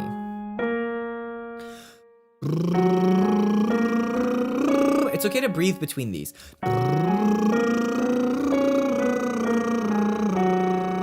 Because I cannot do these on one breath either.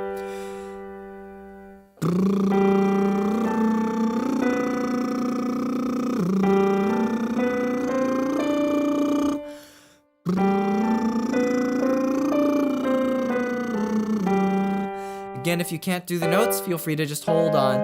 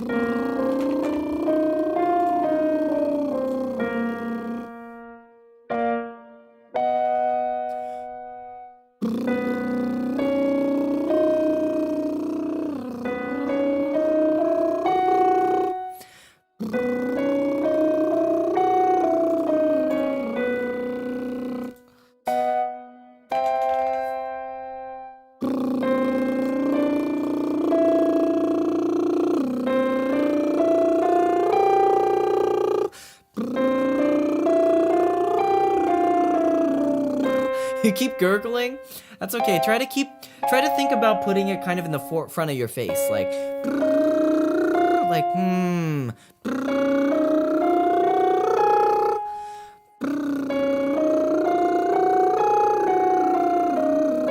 Remember, it's a B sound, like not like but like not like that, but like if it's too low, go up.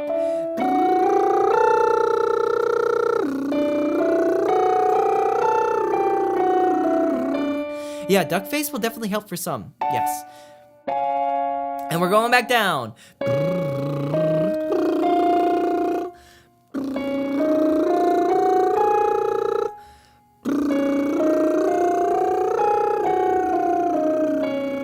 Oh yeah, you definitely want to be adding in the vocals. If it's gargling in the higher range, yes. If you can't match the note, that's also okay. Just pick any note and just hold it. Just hold it. That's okay. It only happens when you add the vocals. What can we do about that?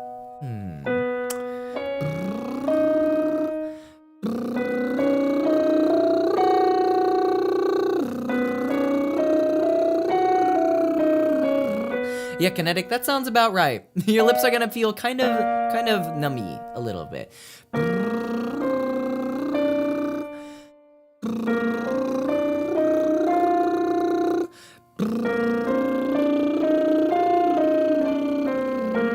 Oh yeah, brass players definitely got the definitely have the upper hand in some way. Maybe not trumpet players. Trumpet players, it's like kind of a tighter armature.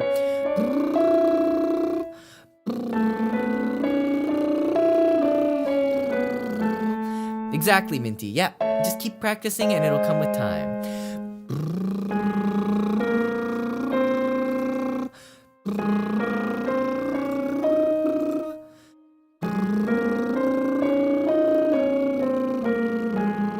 Oh yes, spurts, that's a good sign. Yep, just keep at it, just keep at it.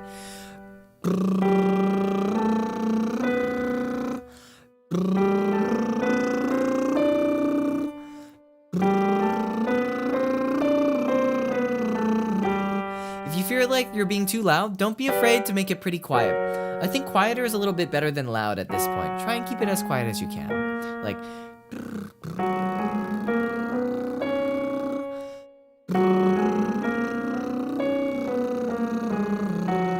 But if you need the air and you need the volume to keep the lip trill going, focus on keeping that sound coming through the lip trill. That's the most important part.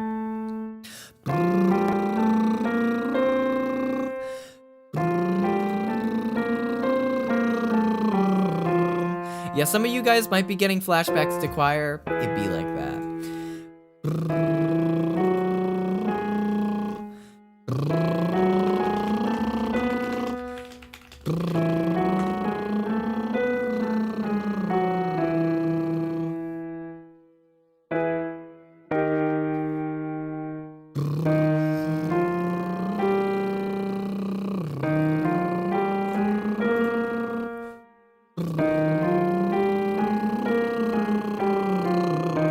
Congrats, Kitty. That's perfect. Keep at it.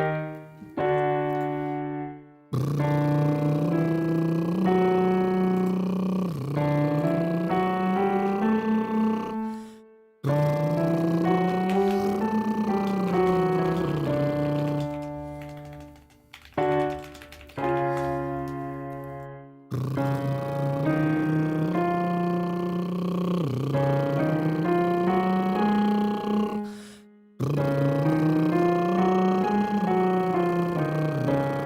you're feeling a bit thirsty, take a sip of water. Feel free to take a break and take a sip of water. Note transitions are actually kind of difficult. No worries. You will crack when it goes through your break, and that is okay. Let it crack. Let it come through. Just keep going through it. Just keep aiming for that lip trill sound with the note. Yeah, hydration check. And when it gets too low, feel free to jump up the octave. Right? It's kind of a miracle when it starts to come together.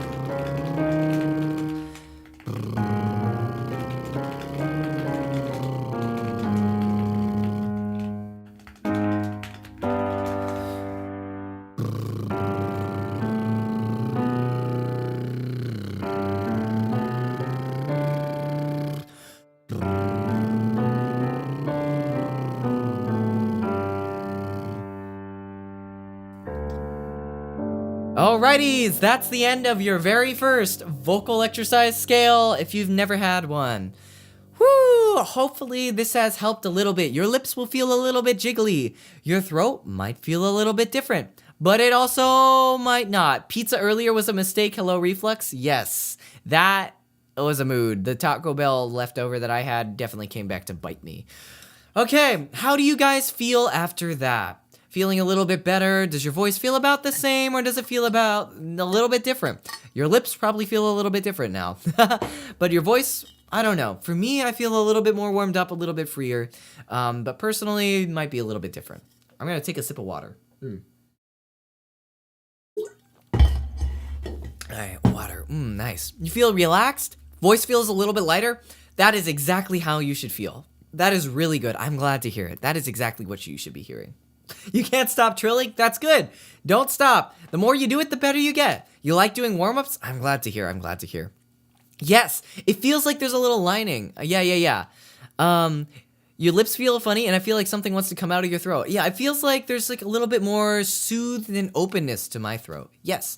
Hydration break, everyone. Hydration break. Oh god, I keep hitting my mic stand with my water bottle. This is awkward. I'm glad. This means 1, you haven't hurt yourself, and 2, that's exactly how you should feel. I'm so glad. Woo! Okay, first exercise, good. All right, the next one should be a little bit easier. This one will help with bringing in a little bit more breath support and a little bit more brightness, I would think. I can't quite confirm the brightness, but definitely the breath support will come in with this one. This one should be pretty safe as well.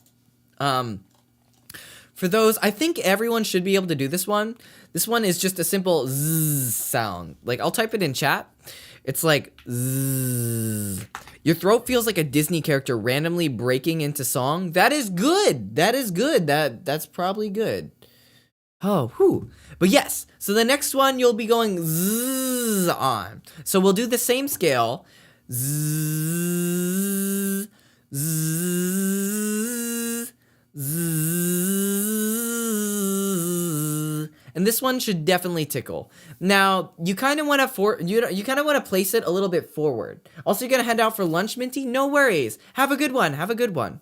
This one, you want to place it, like you can do, for example, you don't want to really think about deep in your throat. You don't want to think zzz. You want to think more like I'm talking a little bit through my nose, and I'm going to go zzz.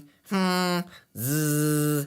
Is it okay to do warm-ups after eating? Yes, it's perfectly okay to do warm-ups after eating. Just beware that you might, like, you won't choke, but like you might feel a little bit full. You might like have some, you might have to burp a little bit. You might have like some gunk in your throat, but overall it won't hurt the warm-up. The warm-up will only help your voice feel better.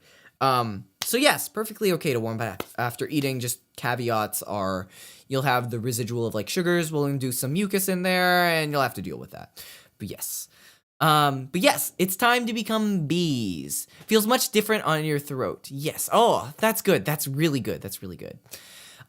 So yes, without further ado, we're gonna become bees, guys, and we're just gonna zzz. We're gonna do the same scale. If you guys feel comfortable with going a little bit faster, I can bring it back up. I can bring it up to 0.75 feet speed. I know the lip trill is a little bit hard, especially when you're working up to it. So it's okay if like that one was a little bit slower and this one you guys are fine on. We can go. So without further ado, it's the exact same scale. That part where the guy kind of like starts going brrr again is still in there, but remember, we're bees now. We're going zzz, zzz, zzz.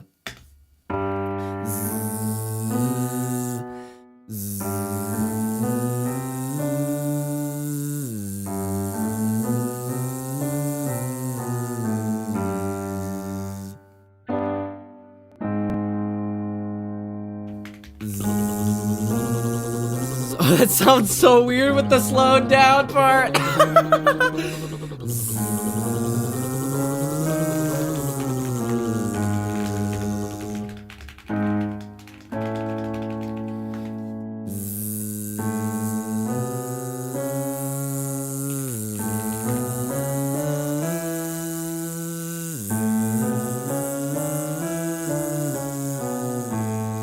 God, it sounds like someone's letting out like the smoothest and like slowest fart of their entire lifetime when he's doing that.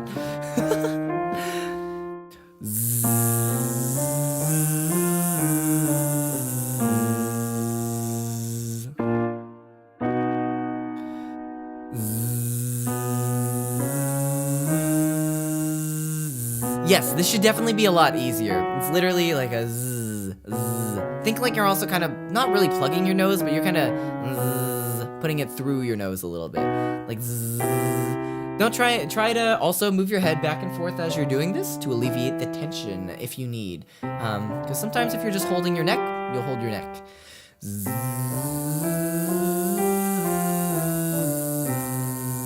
Never did this warm up before? Hopefully this one will help then.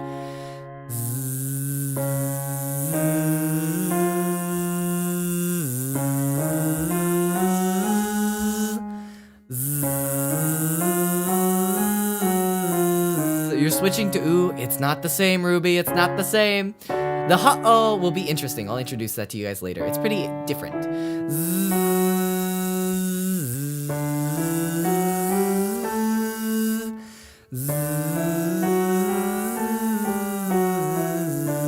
This one, try to get quieter as you go up high.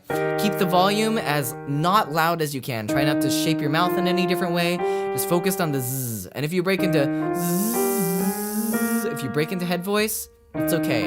If it's too high, drop down. That's okay.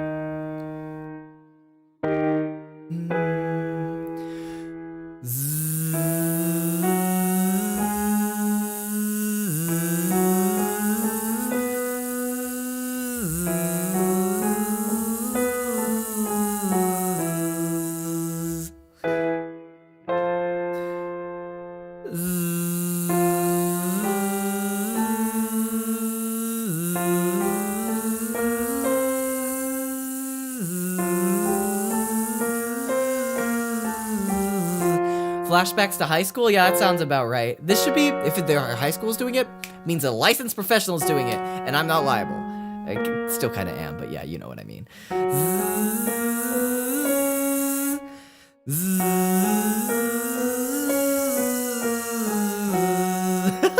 That's funny in SNL.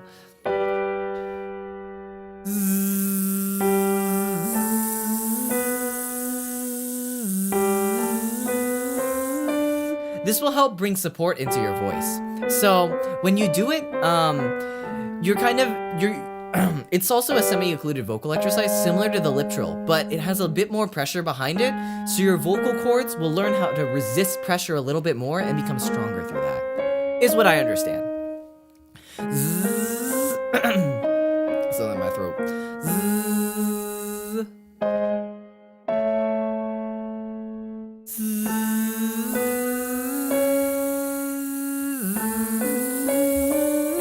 I'm cracking there, it's okay to crack.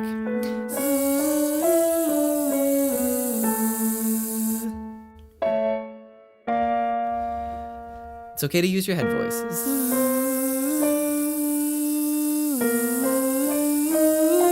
Yeah, definitely more of a z than a s.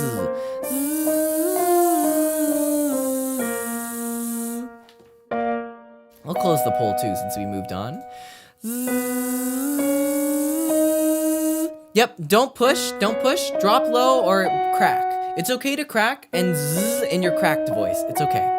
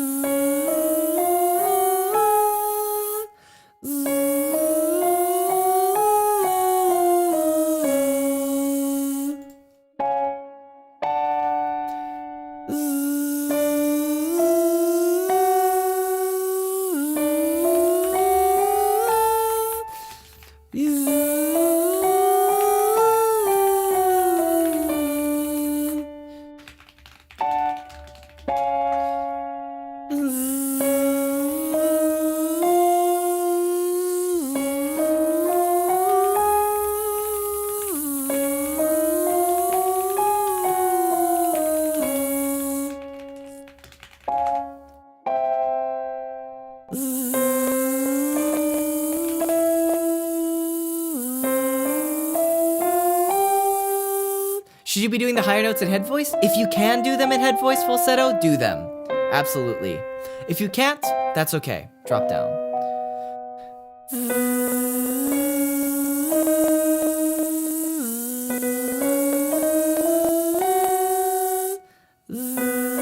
You don't have to grit your teeth, but feel free to close your teeth and kind of zzz between your teeth. But if you feel yourself kind of holding your jaw, just yawn a little bit and let it go.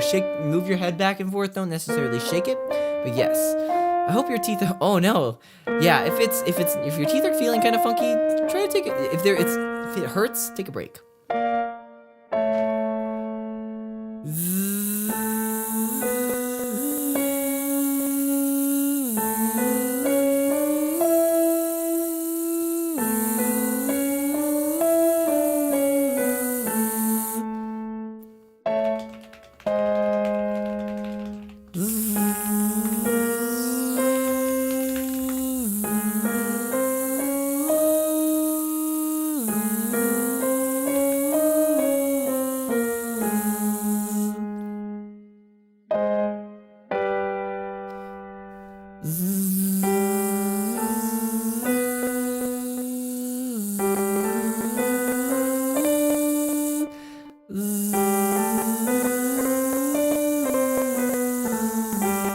Other minor scales are good, but right now it's about the exercise, not necessarily the theory or the ear training. So right now we're just trying to get our voice comfortable on notes, and this scale just happens to be the one I have downloaded and the most easy to use. And the one that I learned on, so I think it's a good beginner's point.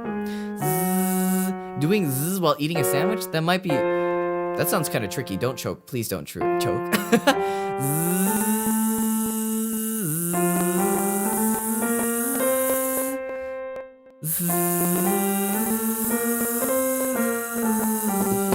Also, yawning is a good exercise. Good point. That's a good one. I'll talk about that sometime eventually.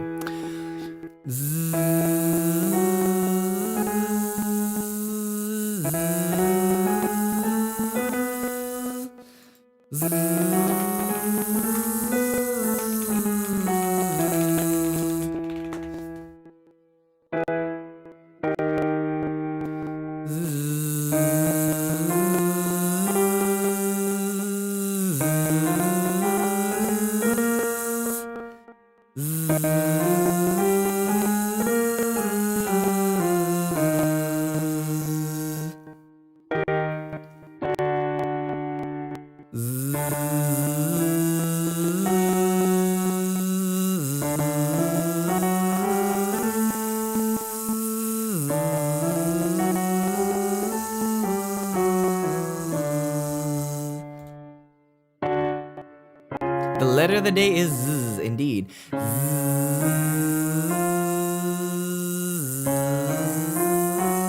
Also, welcome in, Zal.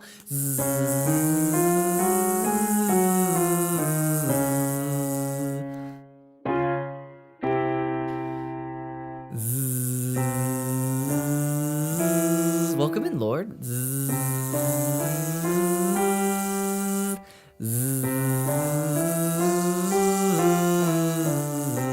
Oh, trust me, there's a worse exercise for demon summoning. Welcome in, Koido.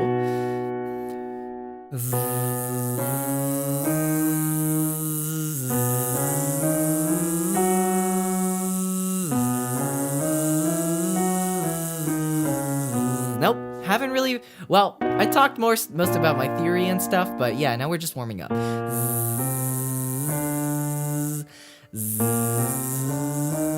Oh, good night. Have a good night.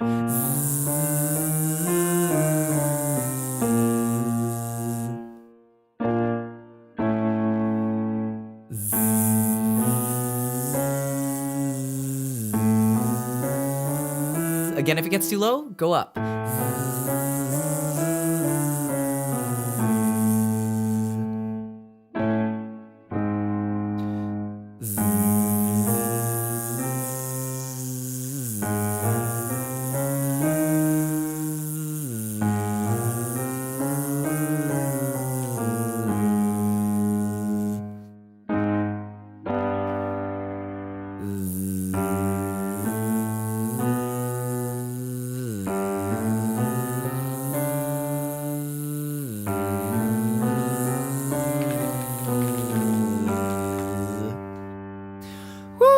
And we've made it through that one. You're starting to whistle?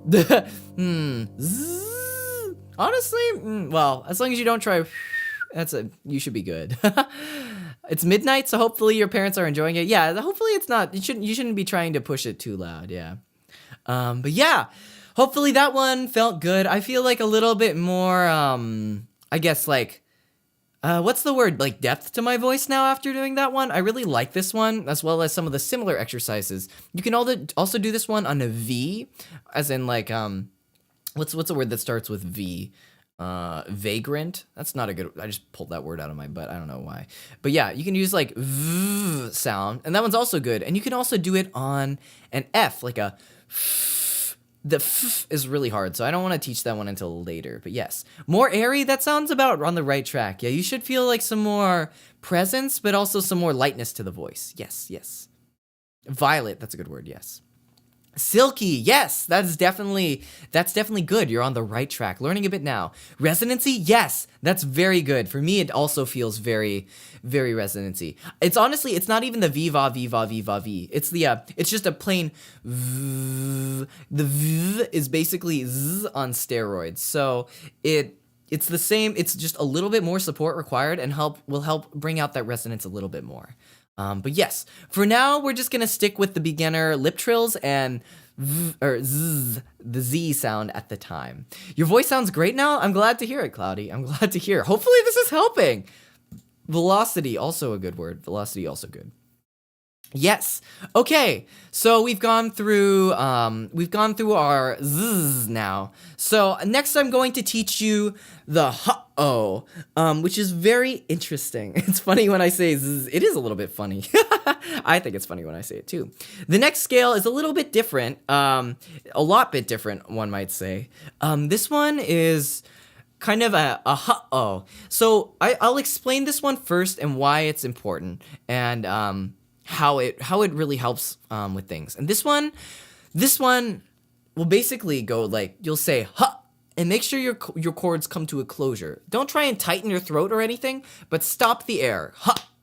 And you're gonna go huh, oh,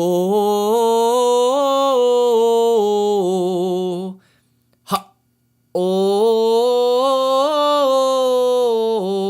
and keep it sharp. You don't want to go huh, oh, or like huh, oh. You want to keep it all on one breath, because this will help teach you chord closure, which is really, really, really important for helping your notes stay connected, helping bring fullness into your voice, and just strengthening your vocal cords and coordinations all around. So I really, really recommend this one for starting singers. Eventually you can wane this one out, but chord closure is very important, like vocal cord closure. So when you sing, because when you close the h, your vocal cords will come in full contact with each other. And then when you go from the h, oh, your vocal cords will vibrate from that fully closed position, or not fully closed, but they'll be fully connected and vibrating, versus like partially, like if you're going like they're not fully clamped, or not clamped, but you know, they're not completely resonating together with each other and giving you a full sound to your voice. So this will definitely help. Let's get down to business, to the feet, the huns. Huh, oh, you don't have to do it that loud, just a short huh, oh. You will turn on the volume. You'll turn up the volume. I hope so. So let's see, is it, so okay, yeah, this is just the scale, perfect, okay. You will hear the guy in the background going, uh-oh. I'm gonna slow this one down too, just to be safe, because I know some of us are getting new with just like going through pitches and going through notes. Even though it's just a oh after the oh, gonna assume the attempt you made was too low. Yeah, if it's too low, it's too low. Don't try and force your voice out of your range where you're not comfortable yet. But yes, because it's a little bit slower or a little bit longer, we're going to, we have some beginners in the chat, so we'll go it a little bit slower. We'll take it a little bit slower. So, after me, we're gonna go ha, oh. So without further ado, so ha, oh. And close all the way to the ha, ha, oh,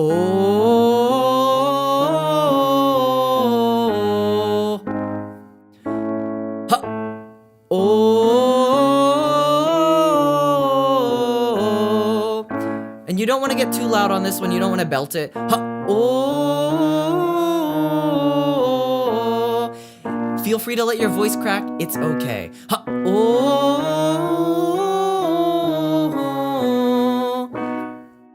I actually should be doing this down the octave. Ha, oh.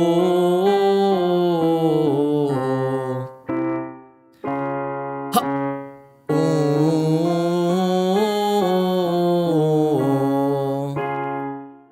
Yeah, it's okay if it's like ha, but don't try to close the P. Oh, ha, oh. Ha, oh. The important part isn't the O, it's the closing on the ha. Oh, ha, oh. Ha, oh.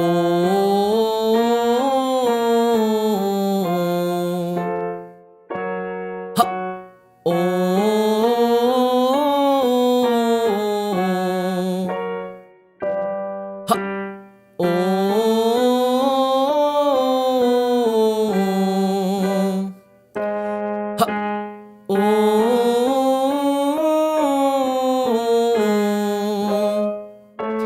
Ha, oh.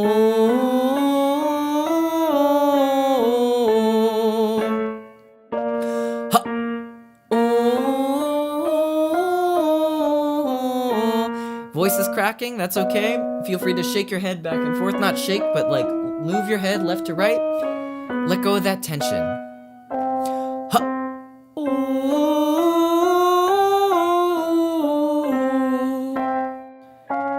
Ha, oh. Ha, oh. Ha, ha, ha, yeah, if you're not paying attention, it can be easy to make mistakes. Ha, ha,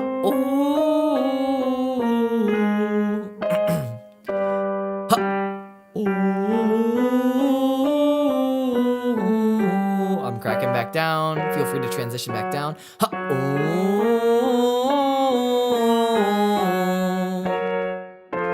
Ha, oh.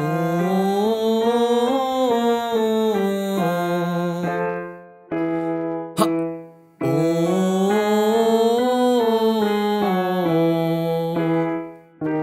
Ha,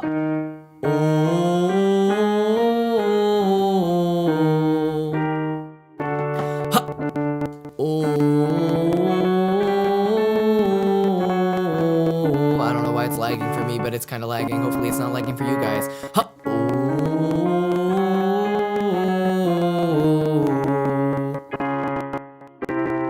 ha, oh.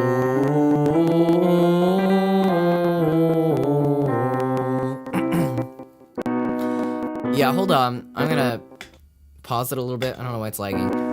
Ha, oh. Yeah, I don't know why it's crunchy. Please stop being crunchy.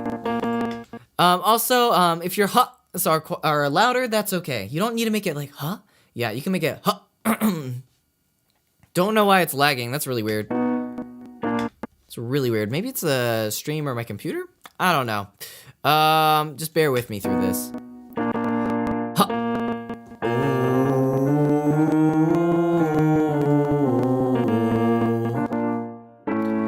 Ha. Oh, it's fixed. Oh. Ha. Oh. Ha.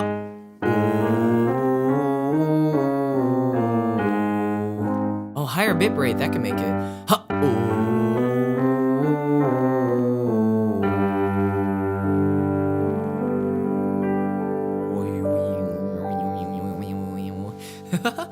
All right, so this one, it's been a while since I did this one. You should feel a little bit more connection with your throat. Your voice might feel a little bit deeper at this point, and that's okay. That's okay. But yes, the other one that's really good with this one, I don't know if I'll do it today. We could do it today. Is an uh-oh, which is really good for getting you to sing with the thin edges of your vocal cords, which will help bring brightness into your voice. But I think for now, I've kind of dosed up everyone on a lot of them. If you want to give it a try, you can go back or just try it yourself. Just uh-oh. Just a quick short staccato, not ho, but oh, and make sure you're getting that glottal stop, that when you close. Don't try to force it, but oh, don't do that one actually. But yes, that one should really help. Especially just doing the uh-oh just now really felt nice on my throat. So yeah, that should be that. So without further ado, I hope this was educational on the warm-up side. Now I'm gonna kind of be breaking down how I will learn a song. More on the not warm-up side, but more on the actual singing, making covers side. So I hope this will be pretty cool. We voted on a few songs to learn for the stream. When was it? Yesterday.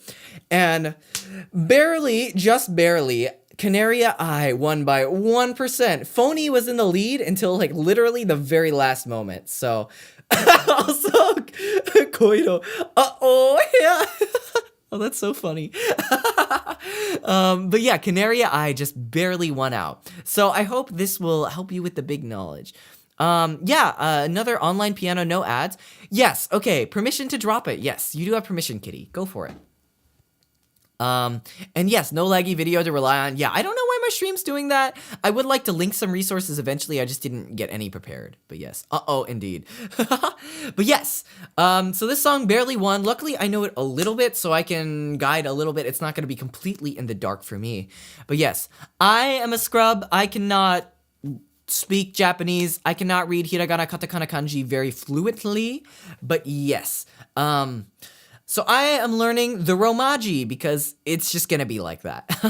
But hopefully this will be educational. Also, don't forget to take a water break. Water break, very important. Hydro homies. The way the Romaji is kind of split out is a little bit funky with the la la life, I, but we're gonna go through it. Normally you would use Romaji for English songs. What do you mean? Oh, you would use the English characters for English songs, or do you mean okay. Yes, this is a Vocaloid song by Kanaria. This is indeed a Vocaloid song. Luckily, the range isn't too bad. So, I can go through on, let's see, I can use the instrumental, but for reasons of just learning the song at the moment, I am not going to be playing the instrumental, and I don't really have a good sample, I just realized. I didn't download an off vocal. But you guys can look up Kanaria I on YouTube. I'll be singing it in the original key for now, and you should be able to find one and just hear the words and stuff. I by Kanaria. Perfect. Thank you, Minty. Thank you, Minty. But yes, so the very first thing I do, which was honestly something I learned from my online vocal coach, was the best way to become fluent and sing with emotion is to speak through it first and kind of don't really worry about pitch. Just kind of get the syllables right and try to input your normal talking voice into the thing. Once you put the normal talking voice into it, you can bring in your singing and your tone, and that will definitely help. You can also bring in, eventually you'll want to bring in phrasing too, which will also help with speaking through it. So, again, I don't really know what the words mean. I mean, I know a little bit of the words here and there, but we'll try to understand what's going on. But yes, phony next time, since it was very close. Honestly, I'm down to try it. And near the end of the stream, I do want to test out trying to record this, because you know what? If I'm learning the song, I might as well make it my next cover, right? So, I'm gonna try recording this. You're already hoarse? That's not good. Oh no, you should not be hoarse. Take a water break, take a vocal rest break.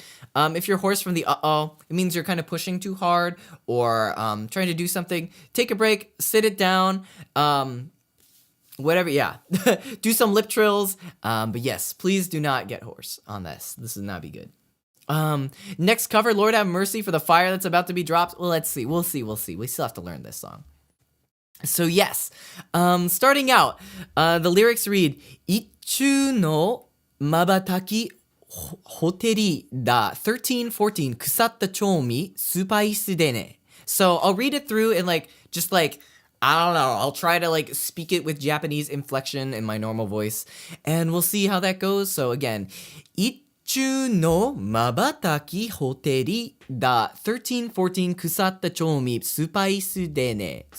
I guess you could also just read it straight out. You can go, Ichu no mabataki hoteri da 1314 kusatta chomi supaisu dene. And that will kind of help you get a feel for the syllables in your mouth. I'm not a fan of going for the melody first. I like to get the syllables in because I am one who will learn the wrong lyrics religiously and then I'll never be able to get them out of my head. So I try to be safe by just learning the lyrics first. Because, if I hear it wrong, I'll definitely do it wrong. So practice a lot of screaming for the past 9 years, so this is a different approach. Yeah, screaming is definitely a different approach. I cannot recommend it for long term. But yes, so again, the first kind of stanza is just Ichu no mabataki hoteri da 1314 kusatta chomi supaisu dene.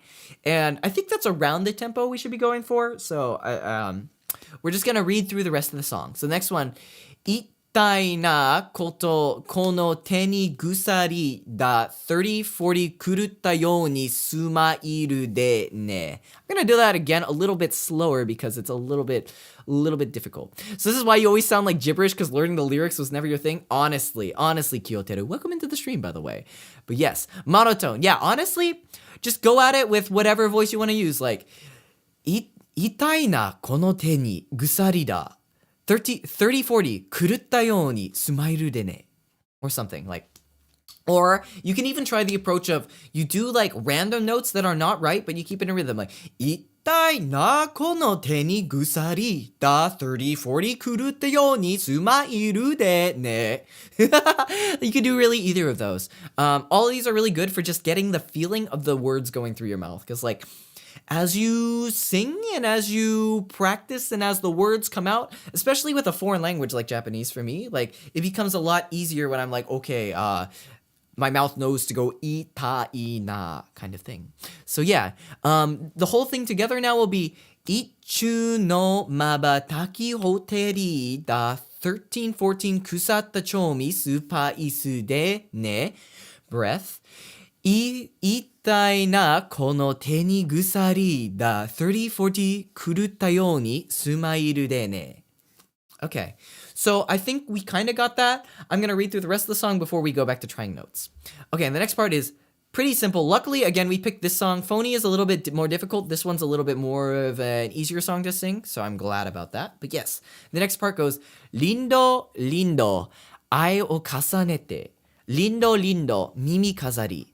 Lindo, lindo, isso kakushite. Iso kakushite is what they say. Lindo kito barabara barara. Barabara barara.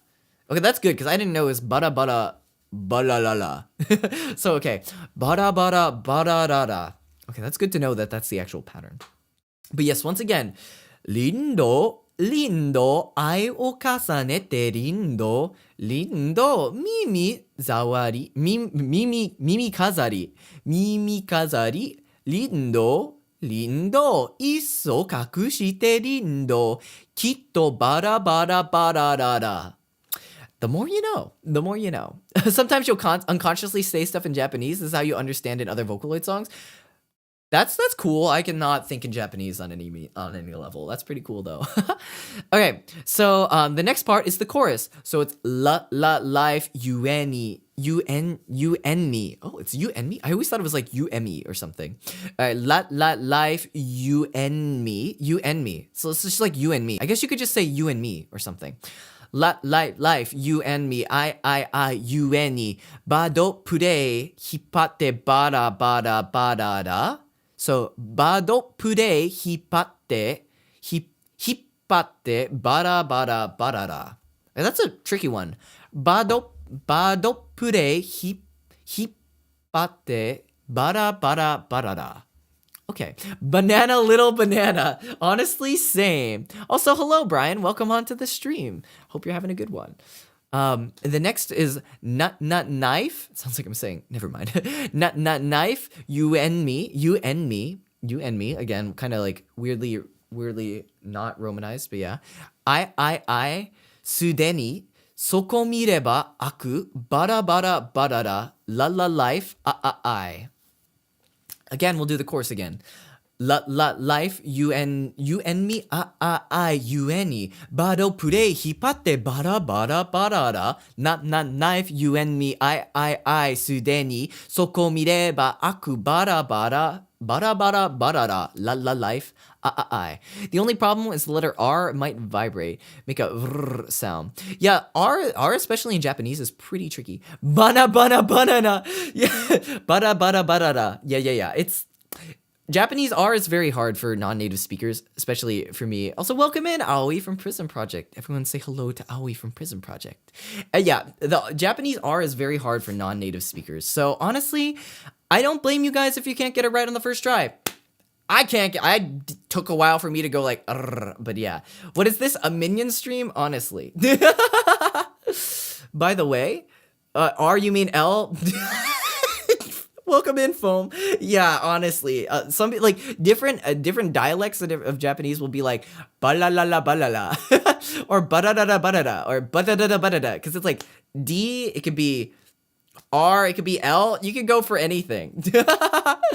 Yeah, thumbs up. Yeah, hi guys. But yeah, so honestly, that's the first chorus. Life, you and me, I, you and me. Bado pure hipatte barara. Not knife, you and me, I, sudeni. Soko mireba aku bara barara. Life, I. And then we go to the next part, which is Ugatsu kono me de taezu sono te de mabata ki de sura oshii kara. I gotta read that a little bit slower. Let me try that again. Ugatsu kono me de taezu sono te de mabata ki de sura oshii kara. Okay. And then reading it again in kind of rhythm would be Ugatsu kono me de taezu sono te de mabataki de suda oshii kara. Gotta head out, Ruby? No worries. Feel free to catch the VOD later if you would like. Hopefully this has been helpful. And the buzz hopefully hasn't made you feel too bad. I hope you brought nuggies. Yeah, oh man, I had McDonald's nuggets yesterday. I think I talked about it on stream. I pulled an Among Us nugget, guys. Sorry, I'm getting really sidetracked. But I pulled an Among Us looking sussy nuggie yesterday. I was so proud of that. I still have it on my desk. It's kind of gross now. I should probably throw it out. Someone offered me $10 for it, but it's not worth it, so I'm probably gonna throw it out. But yeah, chicken nuggets yesterday were really good. They gave me extra sauces too. It was so nice, so nice. I got like 3 sweet and sour and 3 barbecue. I'm getting completely distracted. The next part of the song is mienu sugata de aranu subori de hanatsu kotoba de afurete, or something like that. You saw the post Choco Milk Tea? Banger tweet right there. Banger tweet right there. I need more of those. But yes, okay, again, that's ugatsu kono me de taezu sono te de mabataki de suda oshii kara mienu sugata de aranu soburi de hanatsu kotoba de afurete. All right, cool. So this part's a really fun part of the song. Let me try doing it with like weird notes. So like ugatsu kono me de taezu sono te de mabataki de suda oshii kara mienu sugata de aranu soburi de hanatsu kotoba de afurete. You eating a bunch of bananas. Oh man. Honestly, okay, so another thing that's really good with separating or trying to sing the lyrics but with a different notes in time is it's good because it separates in your brain the thought of like certain notes have to go with certain words, and so you're able to differentiate and break it down a little bit more, and you have a little bit more, what's the word? There's a word for it, but I can't remember. A little bit more control over things internally in your brain. So, helps break some bad habits you might have had with getting the words wrong, and also just building it up and making the words feel more comfortable. So, the next part is lindo ai o kazoete. Different from kasanete, so mental note in that. First one is kasanete, next one is kazoete. Piling up versus counting. I know some Japanese words. Then again, it's lindo, mimizawari, which is different from mimi kazari. I don't know what the difference is. If someone's Japanese, they can maybe explain it in chat. Feel free. Lindo, kitto takushite. Don't know what that means either. Lindo, kitto bararara.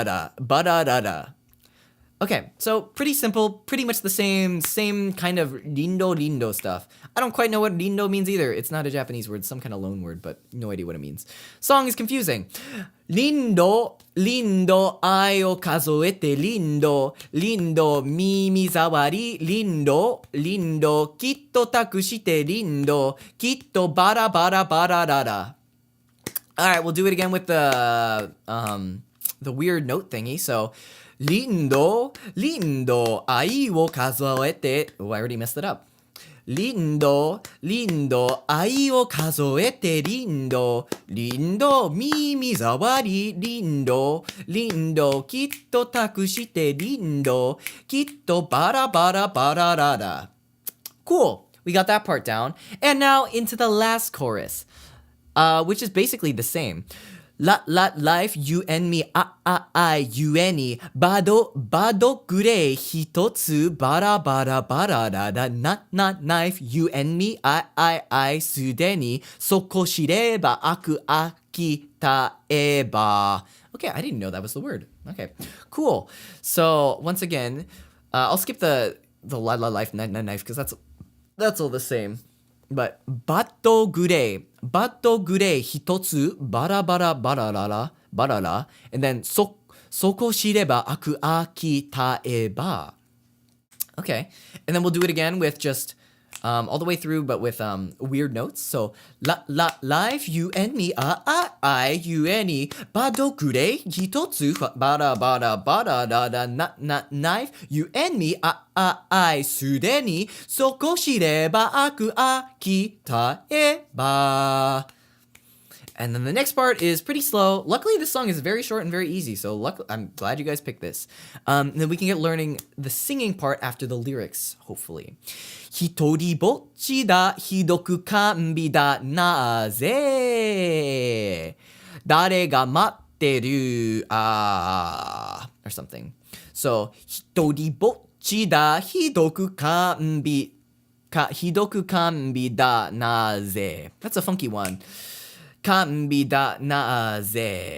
know what? I'm gonna grab the song right now. I can probably play it off desktop audio. Should be fine. So I'll grab the original, which is the vocaloid. Kanaria I. Here we go. So the original goes like this. Now that we know the words, y'all should be able to hear it just fine.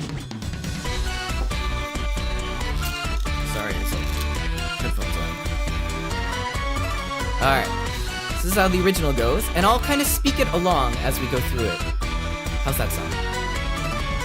Ichu no mabataki hoteri da 13-14 kusatta chomi super isu de ne Ittai na kono te ni gusari da 30-40 kurutta you ni smairu de ne Lindo, lindo, ai wo kasanete lindo Lindo, mimi kazari Lindo, lindo, isso kakushite lindo Litto bada bada bada da la la la life You and me, I, you and me Bado kure hipatte bada bada bada da knife You and me, I, sudeni Soko mireba aku bada bada bada da life I Alrighties. And then we go into the next chorus. You should kind of be able to hear it. Copyright should be fine. Kanaria doesn't copyright strike for their songs. We'll just get content claimed, which means it's not monetizable, but it's just whatever. その手で瞬きですれすら惜しいから見やぬ姿であらぬそぶりで放つ言葉で溢れてリンドリンド愛を数えてリンドリンド耳障りリンドリンドきっと託してリンドきっとバラバラバラララララライフ You and me I バトプレイ一つバラバラバララナイフ You and me I すでにそこ知れば悪飽きたえば一人ぼっちだひどく甘美だなぜ誰が待ってるAnd that's the song. That's the song. It's all coming together. Yeah, we got the words and rhythm. We got the words. Now we just gotta add in the pitches. So I'm gonna do this a cappella for now. I think it's about time we turned on the reverb for some funsies. So let's go for reverb. Hello, hello. All right. So now we're gonna sing it through. So. 一瞬と一瞬の瞬きを照りだ13、14腐った調味スパイスでね一体なこの手にぐさりた30、40狂ったようなスマイルでね That is quite low. I might change the key. リンド、リンド、愛を重ねてリンド、リンド、耳飾り、リンド、リンド、一生隠してリンド、きっとバラバラバラララ、life, you and me, you and me, 窓プレイ引っ張ってバラバラバララ、life, you and me, すでにそこ見れば悪バラバラバララlife Alright, so that's the first half. There are some fuzzy parts. I'm still like not quite sure where I want to transition yet, and singing it through is a good way to figure out, oh, okay, I got to transition up here. Okay, I'm going to record that you and me, or life, you and me. You and me. There it is. Life, you and me. You and me. Bado play, bate, para, not life, you and me. すでにそこ見れば開くパラパラパララ life do I usually memorize most songs in full or learn just it well enough so I can sing it while reading the lyrics? Depends on the song, depends how much I care is actually probably the biggest thing. For covers, usually I'll be like singing it so many times and recording so many retakes over like individual lines that I will probably just have each line memorized by the time like I'm done with it. So eventually, yeah. Listening to the original and covers, I thought the song was harder to learn. Yeah, breaking it down and like speaking it really makes it easier because it's like ba-da, ba-da, ba-da-da. But when you think, okay, 2 ba-das and then a ba-da-da, it's like, oh, okay, just ba-do pure hipatte ba-da, ba-da, ba-da-da. And it comes out much easier, personally. It's always much more intimidating learning a song just from hearing it versus like reading it and breaking it down. So I hope this is really helpful for those who want to learn songs and like record them and stuff. But yes, so now we kind of have the feeling how our range is sitting.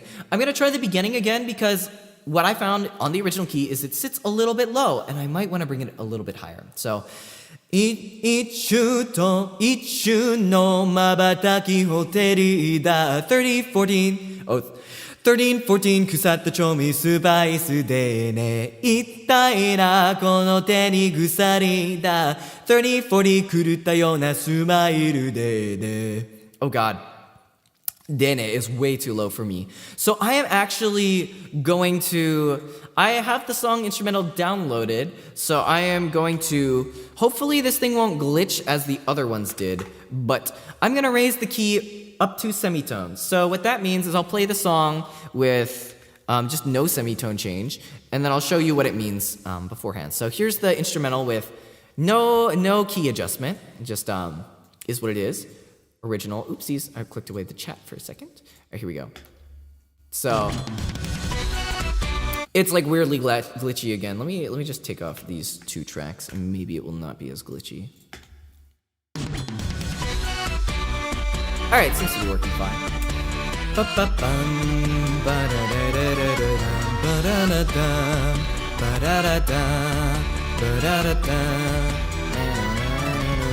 Ichu no mabataki o terida 13, 14腐った調味スパイスでHitai na kono te ni gusari da 30, 40狂ったようにスマイルで Alright, too low. Okay, definitely gonna pitch this one up because at least when it's not the morning, I will not be able to sing these notes. So we're gonna go +2 here. +2 semitones means you're going up on the piano. One black key, one black key, one white key. So you're going like incrementally up 2 chromatically. Supaisu de ne. Oh, okay. Am I getting that wrong? I'm literally not reading it. Alright, I'm bringing it up now. So you'll hear it's higher now, right?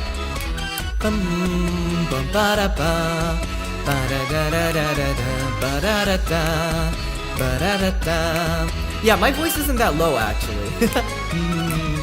Ichu no mabataki o teride 13 that wrong lyric, but it's okay. Aisu de ne ittai na kono te ni gusarita 30, 40狂ったようなスマイルでね Alright, the other thing I'm noticing is I'm running out of breath. So I clearly need to throw in a noted breath somewhere in here. So let's figure out where a good part to breathe is. You can't sing? It's okay.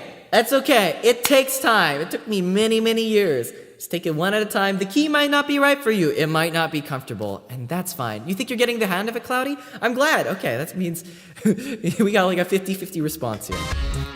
So, Hichu no mabataki o terita 13, 14 kusatta chomi supaisu de ne. I don't think that. Wait. But how's it go again? Does it go up? Supai. 13, 14. Yeah, no, it does go down. So, in this key, it's gonna be の瞬を照りだ13、14腐った調味スパイスでねみたいな Okay, You've been reading after the spice dene. Yeah, that makes sense. What you also have to think about when you do sing is you have to think about, okay, I have to cut this note a little bit short so I can start my breath. And that's something I honestly struggle with a lot. I'm also sitting in a chair. It's a lot easier to do it standing up. I'm not going to stand up. It's okay. But just some food for thought. So I'm going to try singing it without the instrumental because it is very hard singing with the instrumental. You may know this if you are trying it yourself because you're trying to listen to the instrumental and you're also trying to hear yourself. But when you do it just kind of like going at it, it seems a lot easier and you can pace it the way you want to and the tempo is fine and it should be okay. So we're going to go for it. Transposing extension in your browser. Oh, I have a transposing extension. I just already have this downloaded. Is it okay if you link it? Yes, you can feel free to link it for the chat, Juicebox. Go for it. I think you played the smile de... you played the sumairu de ne part. I'm positive it goes up on Spiceu. Oh, wait, I did. You're right. I clicked the wrong part. Okay. All right, let me, sorry. Again, sometimes I mess up. It's also part of the process. Oh yeah. Spiceu de ne. There it is. Spiceu de ne. Oh yeah. So again, part of learning the song is sometimes you think it's one way and then it's actually not that way and then you have to relearn it. That's exactly what you've experienced just now. Ichu no, okay, that's the key. Ichu no mabataki hoteri da 13, 14 kusata chomi spiceu de ne, spiceu de ne. Okay, those notes, because I thought it was another way, are not syncing into my head. So what I'll do in sections like this is I'll just replay the original a few times, get the notes kind of in my head, and then I'll go up. You think you messed up your country's national anthem for so long, you never know. Oh my gosh, that's so funny. It do be like that, honestly. So it's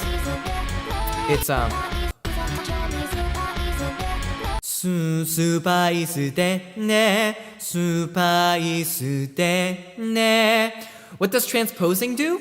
It makes it so the key is a little bit easier to sing in your range. So realistically, it doesn't do that much, but if the song feels like too low or too high, you can transpose it down or up, down if it's too high or up if it's too low, to get it to sit more in a range that's more comfortable to sing. So yes, so... Spiceu de ne, spiceu de ne.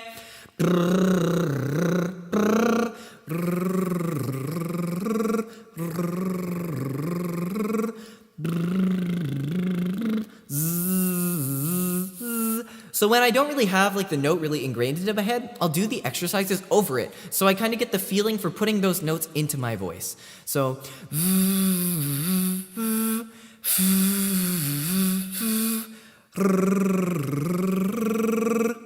the tongue roll is pretty advanced. You don't have to do that immediately. If you can, feel free to. But yes. So we're going to switch back to my key, and then hopefully my brain will be able to transpose it. Ichu no mabataki hoteri da 13, 14 kusata chomi spiceu de ne, spiceu de ne. 一体なこの手に鎖だ30, 40狂ったようにスマイルでね. So I think I gotta breathe after dene for spiceu dene and then gusari da, probably. Classic example of transposing is, yeah, when they have to transpose their stuff down. Exactly.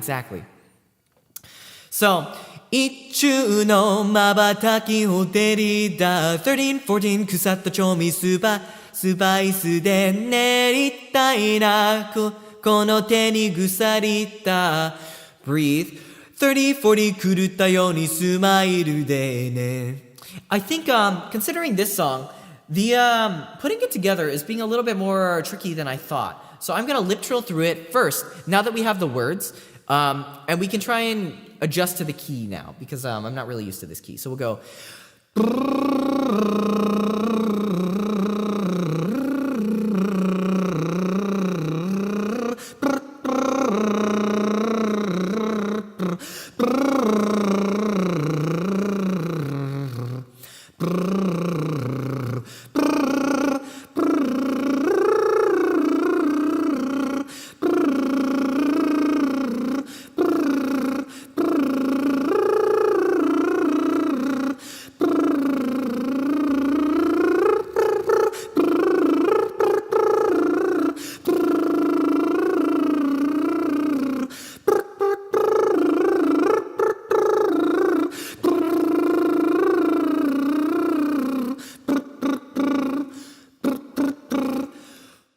my gosh, that is a workout. I'm feeling kind of tired after that one.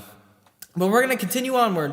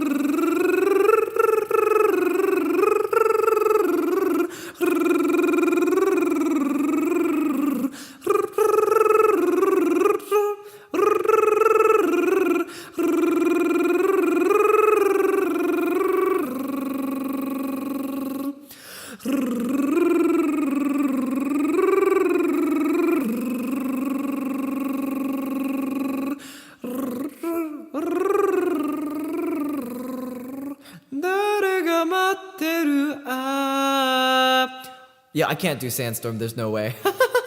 But yeah, that is the lip trill. It do go burr. And the tongue trill. Tongue trill was the second half. But yes, now we'll try the song again, now that we've kind of got that locked into our voice with the notes. 一瞬の瞬きを照りた13、14腐った調味スパイスでね一体なこの手に腐った30、40狂ったようにスマイルでねリンド愛を重ねてリンド耳障りリンドいっそ隠してリンドきっとバラララバラバラバラララララ Ooh, that's gonna be tricky. Ba-da ba-da ba-la-la-la-la-la life you and me, you and me. Ba-do play, ba-de ba-da-da-da ba, ba-da-ba-da-ba-da-da. Not life you and me, すでにそこ見れば開くバラバラバララララ life, Oh my gosh. Oh. Like the high notes are definitely, this one's tricky now that I've raised it, that it's high enough. Like now that the upper part of the chorus definitely sits in like my higher range. And ooh, I'm a little bit dizzy. I gotta take a sip of water and take a breather.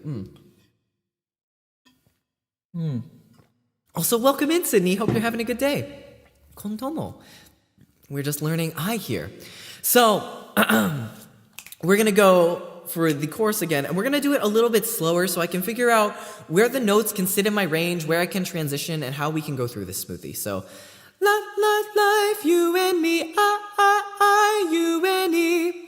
So I think that whole first line we're gonna want to do in head voice. So, life, you and me, you and me, bado pure. And then I think I can put in a little bit more on the bado pure. So, bado pure, hipate para para para da, and lean into the para para para da. You've been making such a drastic pitch change between the ba-da-da and the first la-la life. Does it really go so high so suddenly? Yes, it does. This song covers quite a bit of range. I was surprised to find out. Like it literally hits the bottom, the basement there on the and the life, like the upper, the lower range of my head voice. So I do have to go into it. So yeah, you definitely need to plan out a song like this. Again, normal dude range here. So you gotta do what works for you. You gotta, like, for the life, you might have to transition. You might not want to punch it like life. Personally, sorry. Ooh, that was a demonic burp there. Excuse me. You might not want to go, life, you and me, I. Like, I sound like a dying bunny there. But yes, like, I don't think that fits for the song. But if I go, life, you and me, I, you and me, bado pure, pate, ba-da-da-da, ba-da-da.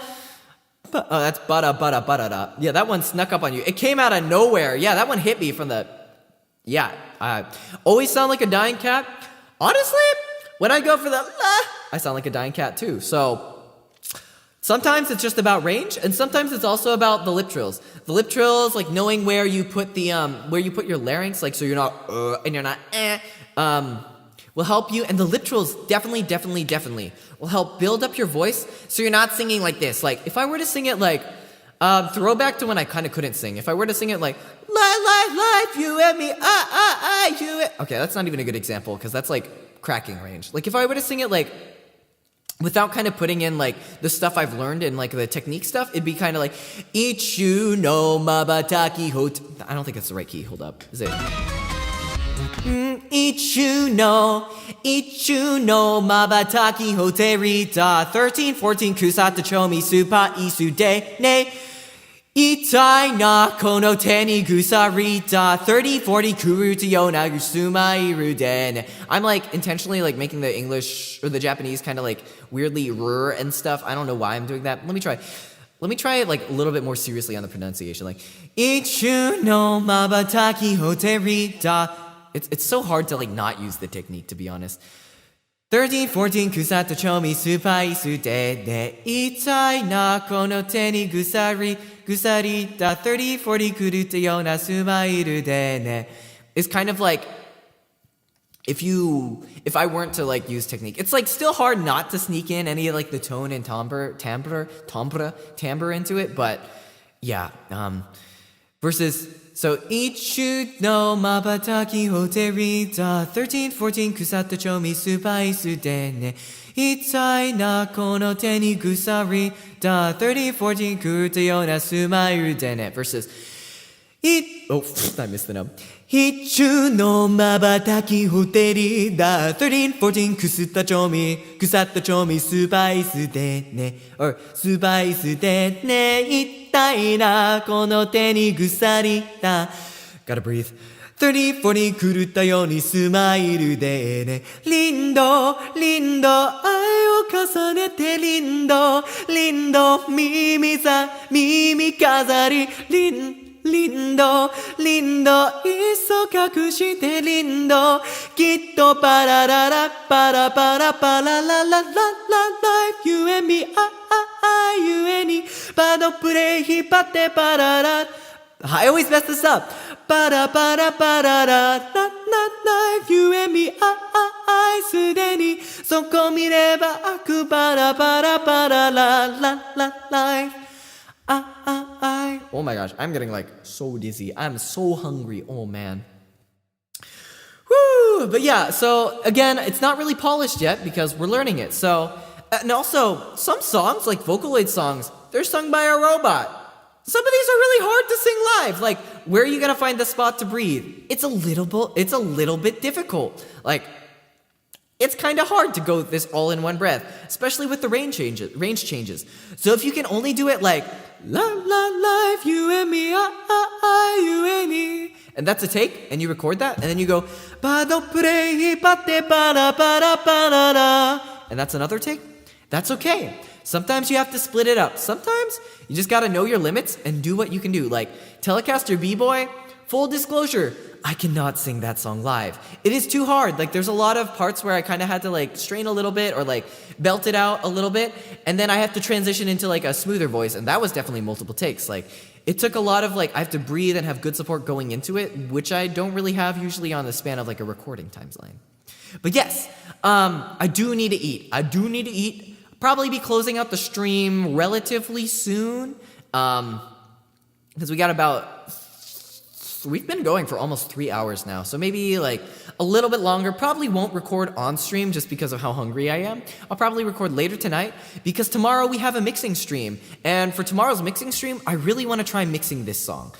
Just kind of so you can get the whole process of how I walk through a mix, how I get from point A to point B, and then we can kind of produce this thing together. We can figure out what we do. I still need to learn. I need to ask Mio Senpai a little bit about how she captures all the windows that show up with mixing. I also got to do timing and tuning because that's a part that I don't really want to go into too much on stream. I kind of want to show the mixing because timing and tuning is a little bit tedious, but yes.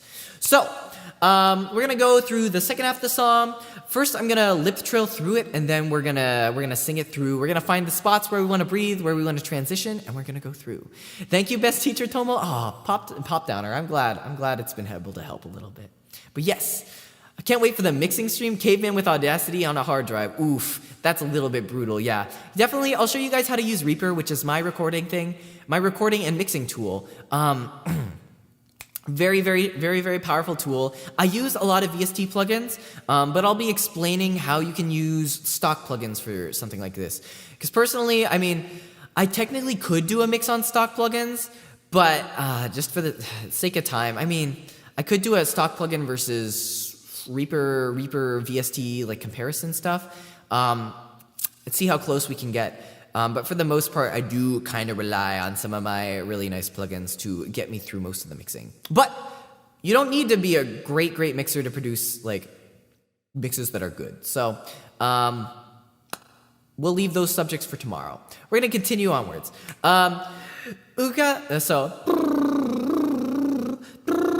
Is that the right key?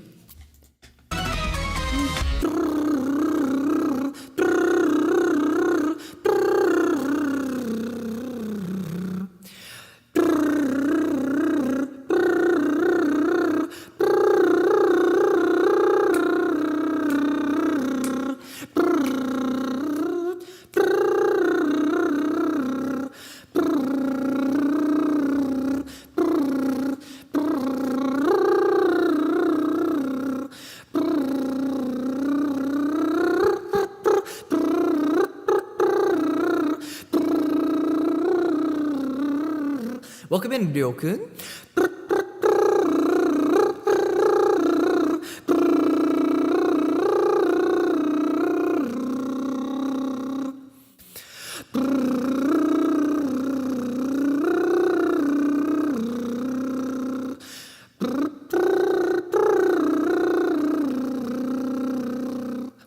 All right, that's how we go through with lip trills. Now, so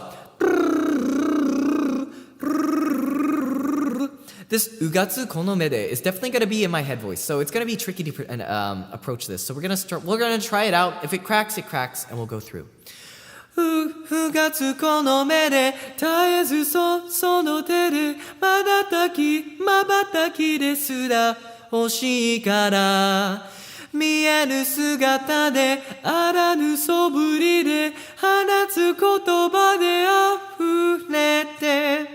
Ooh, it's right in that bridge range. Okay. Let's try. Ugatsu kono me de taezu sono te de mabataki desu de oshii kara mienu sugata de aranu soburi de hanatsu kotoba de afurete. Okay, I think that's how we're gonna go on this. We're gonna go head voice into chest voice, or chest voice into only head voice on the top parts. But yes, you're gonna go to sleep? Yeah, no worries, Otto boy. Again, we're gonna wrap it up soon, so hope you have a good night and rest up well.